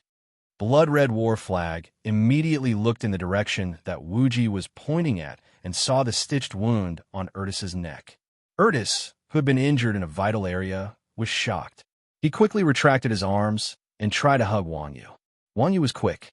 Seeing that Ertis was going to act shamelessly, he slid under Ertis's crotch with a slide shovel and arrived behind Ertis. He jumped up and stabbed the wound on the back of Ertis's neck. Pa! -1000000. Ertis's health dropped by 1/5 again. Before Ertis could turn around, Wang Yu's longsword moved to the side and slashed across the right side of Ertis's neck. -1000000. Ertis's health dropped to around 40%. Roar! Ertis let out a violent roar, and his body glowed with a blood-red light. His attacks suddenly sped up, and he slashed out with both his arms, brandishing his longsword as he executed the warrior's signature skill, Whirlwind Slash. Wang Yu did not panic. He flashed out of Ertis's skill range, and at the same time, the longsword in his hand left his hand. While Urso was still spinning, Wang Yu's sword arrived in the blink of an eye and pierced Urso's throat without any deviation. Pa! -2000000. A huge damage value appeared once again. Ertis' HP bar was emptied. He supported his body with the long saber in his hand and stood upright on the ground. His massive head separated from his shoulder and fell to the ground. It automatically wrapped up. System notification. You have completed the hidden quest, Vengeful Warrior. You have killed Ertis, the fierce bandit from the northwest, who is at full strength. You have crushed the Sunset Bandits conspiracy and prevented the people of Yu Huicheng from being plunged into misery and suffering.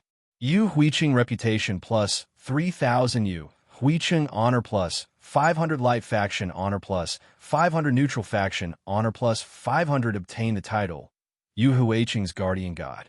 Yu Huicheng's Guardian title. Yu Huicheng's Light passive skill. All purchases in Yu Huicheng's NPC shop are 50% off and transaction tax is waived. F***CK. This is a hidden mission. Why is the reward so low? When he saw the quest reward for killing Ertis, Wang Yu was deeply displeased. Reputation was something that could be seen frequently, but aside from looking good, it did not have any real meaning. Its practicality was far inferior to honor points. However, Wang Yu had never lacked honor points for Yu Huicheng. He had long since reached the max, and no matter how much he added, it would only be respect. As for the last stupid title, it did not have any value at all. Normal titles had some attribute bonuses, but this title was just an official discount voucher. It could only be used in Yu Huicheng's NPC shop. Damn it, what era was this? Aside from arrows and other necessary consumables, how many players still bought things from NPC shops? Besides, Wang Yu was a grandmaster of combat. The chances of him using arrows on a daily basis was practically negligible. Besides, arrows were cheap goods. Even if Wang Yu was a professional archer, he would not be able to save much money by the time he reached the end of the game. The system really knew how to fool people. Wu Ji patted Wang Yu's shoulder and comforted him. It's good enough that there's a reward. No one said that a hidden mission must have a reward. That's true.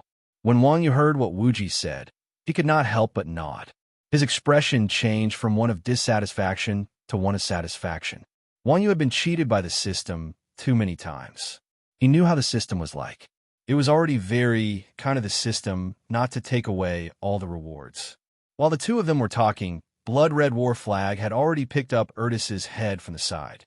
Wu Ji wanted to take off Ertis's armor to study it, but he was stopped by Wang Yu. Forget it. He is a warrior. Don't harm his corpse.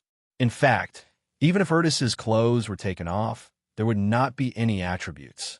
Wu Ji only wanted to take a look at the magic runes. Now that Wang Yu had said so, Wu Ji only looked at Ertis in disappointment and let him go. They pulled out the menu and clicked to exit the dungeon. The three of them were teleported out of the dungeon. At that moment, the other guild's teams arrived one after another. When they saw Wang Yu's team coming out of the dungeon, everyone panicked and rushed into the dungeon. The first and second places were already gone. It was not bad to fight for third place. They were teleported back to the Castellan's mansion. Apart from Don't Shoot and a few others, there were no other players in the mansion. Earlier, Wang Yu's team was at the back, so Don't Shoot did not see them.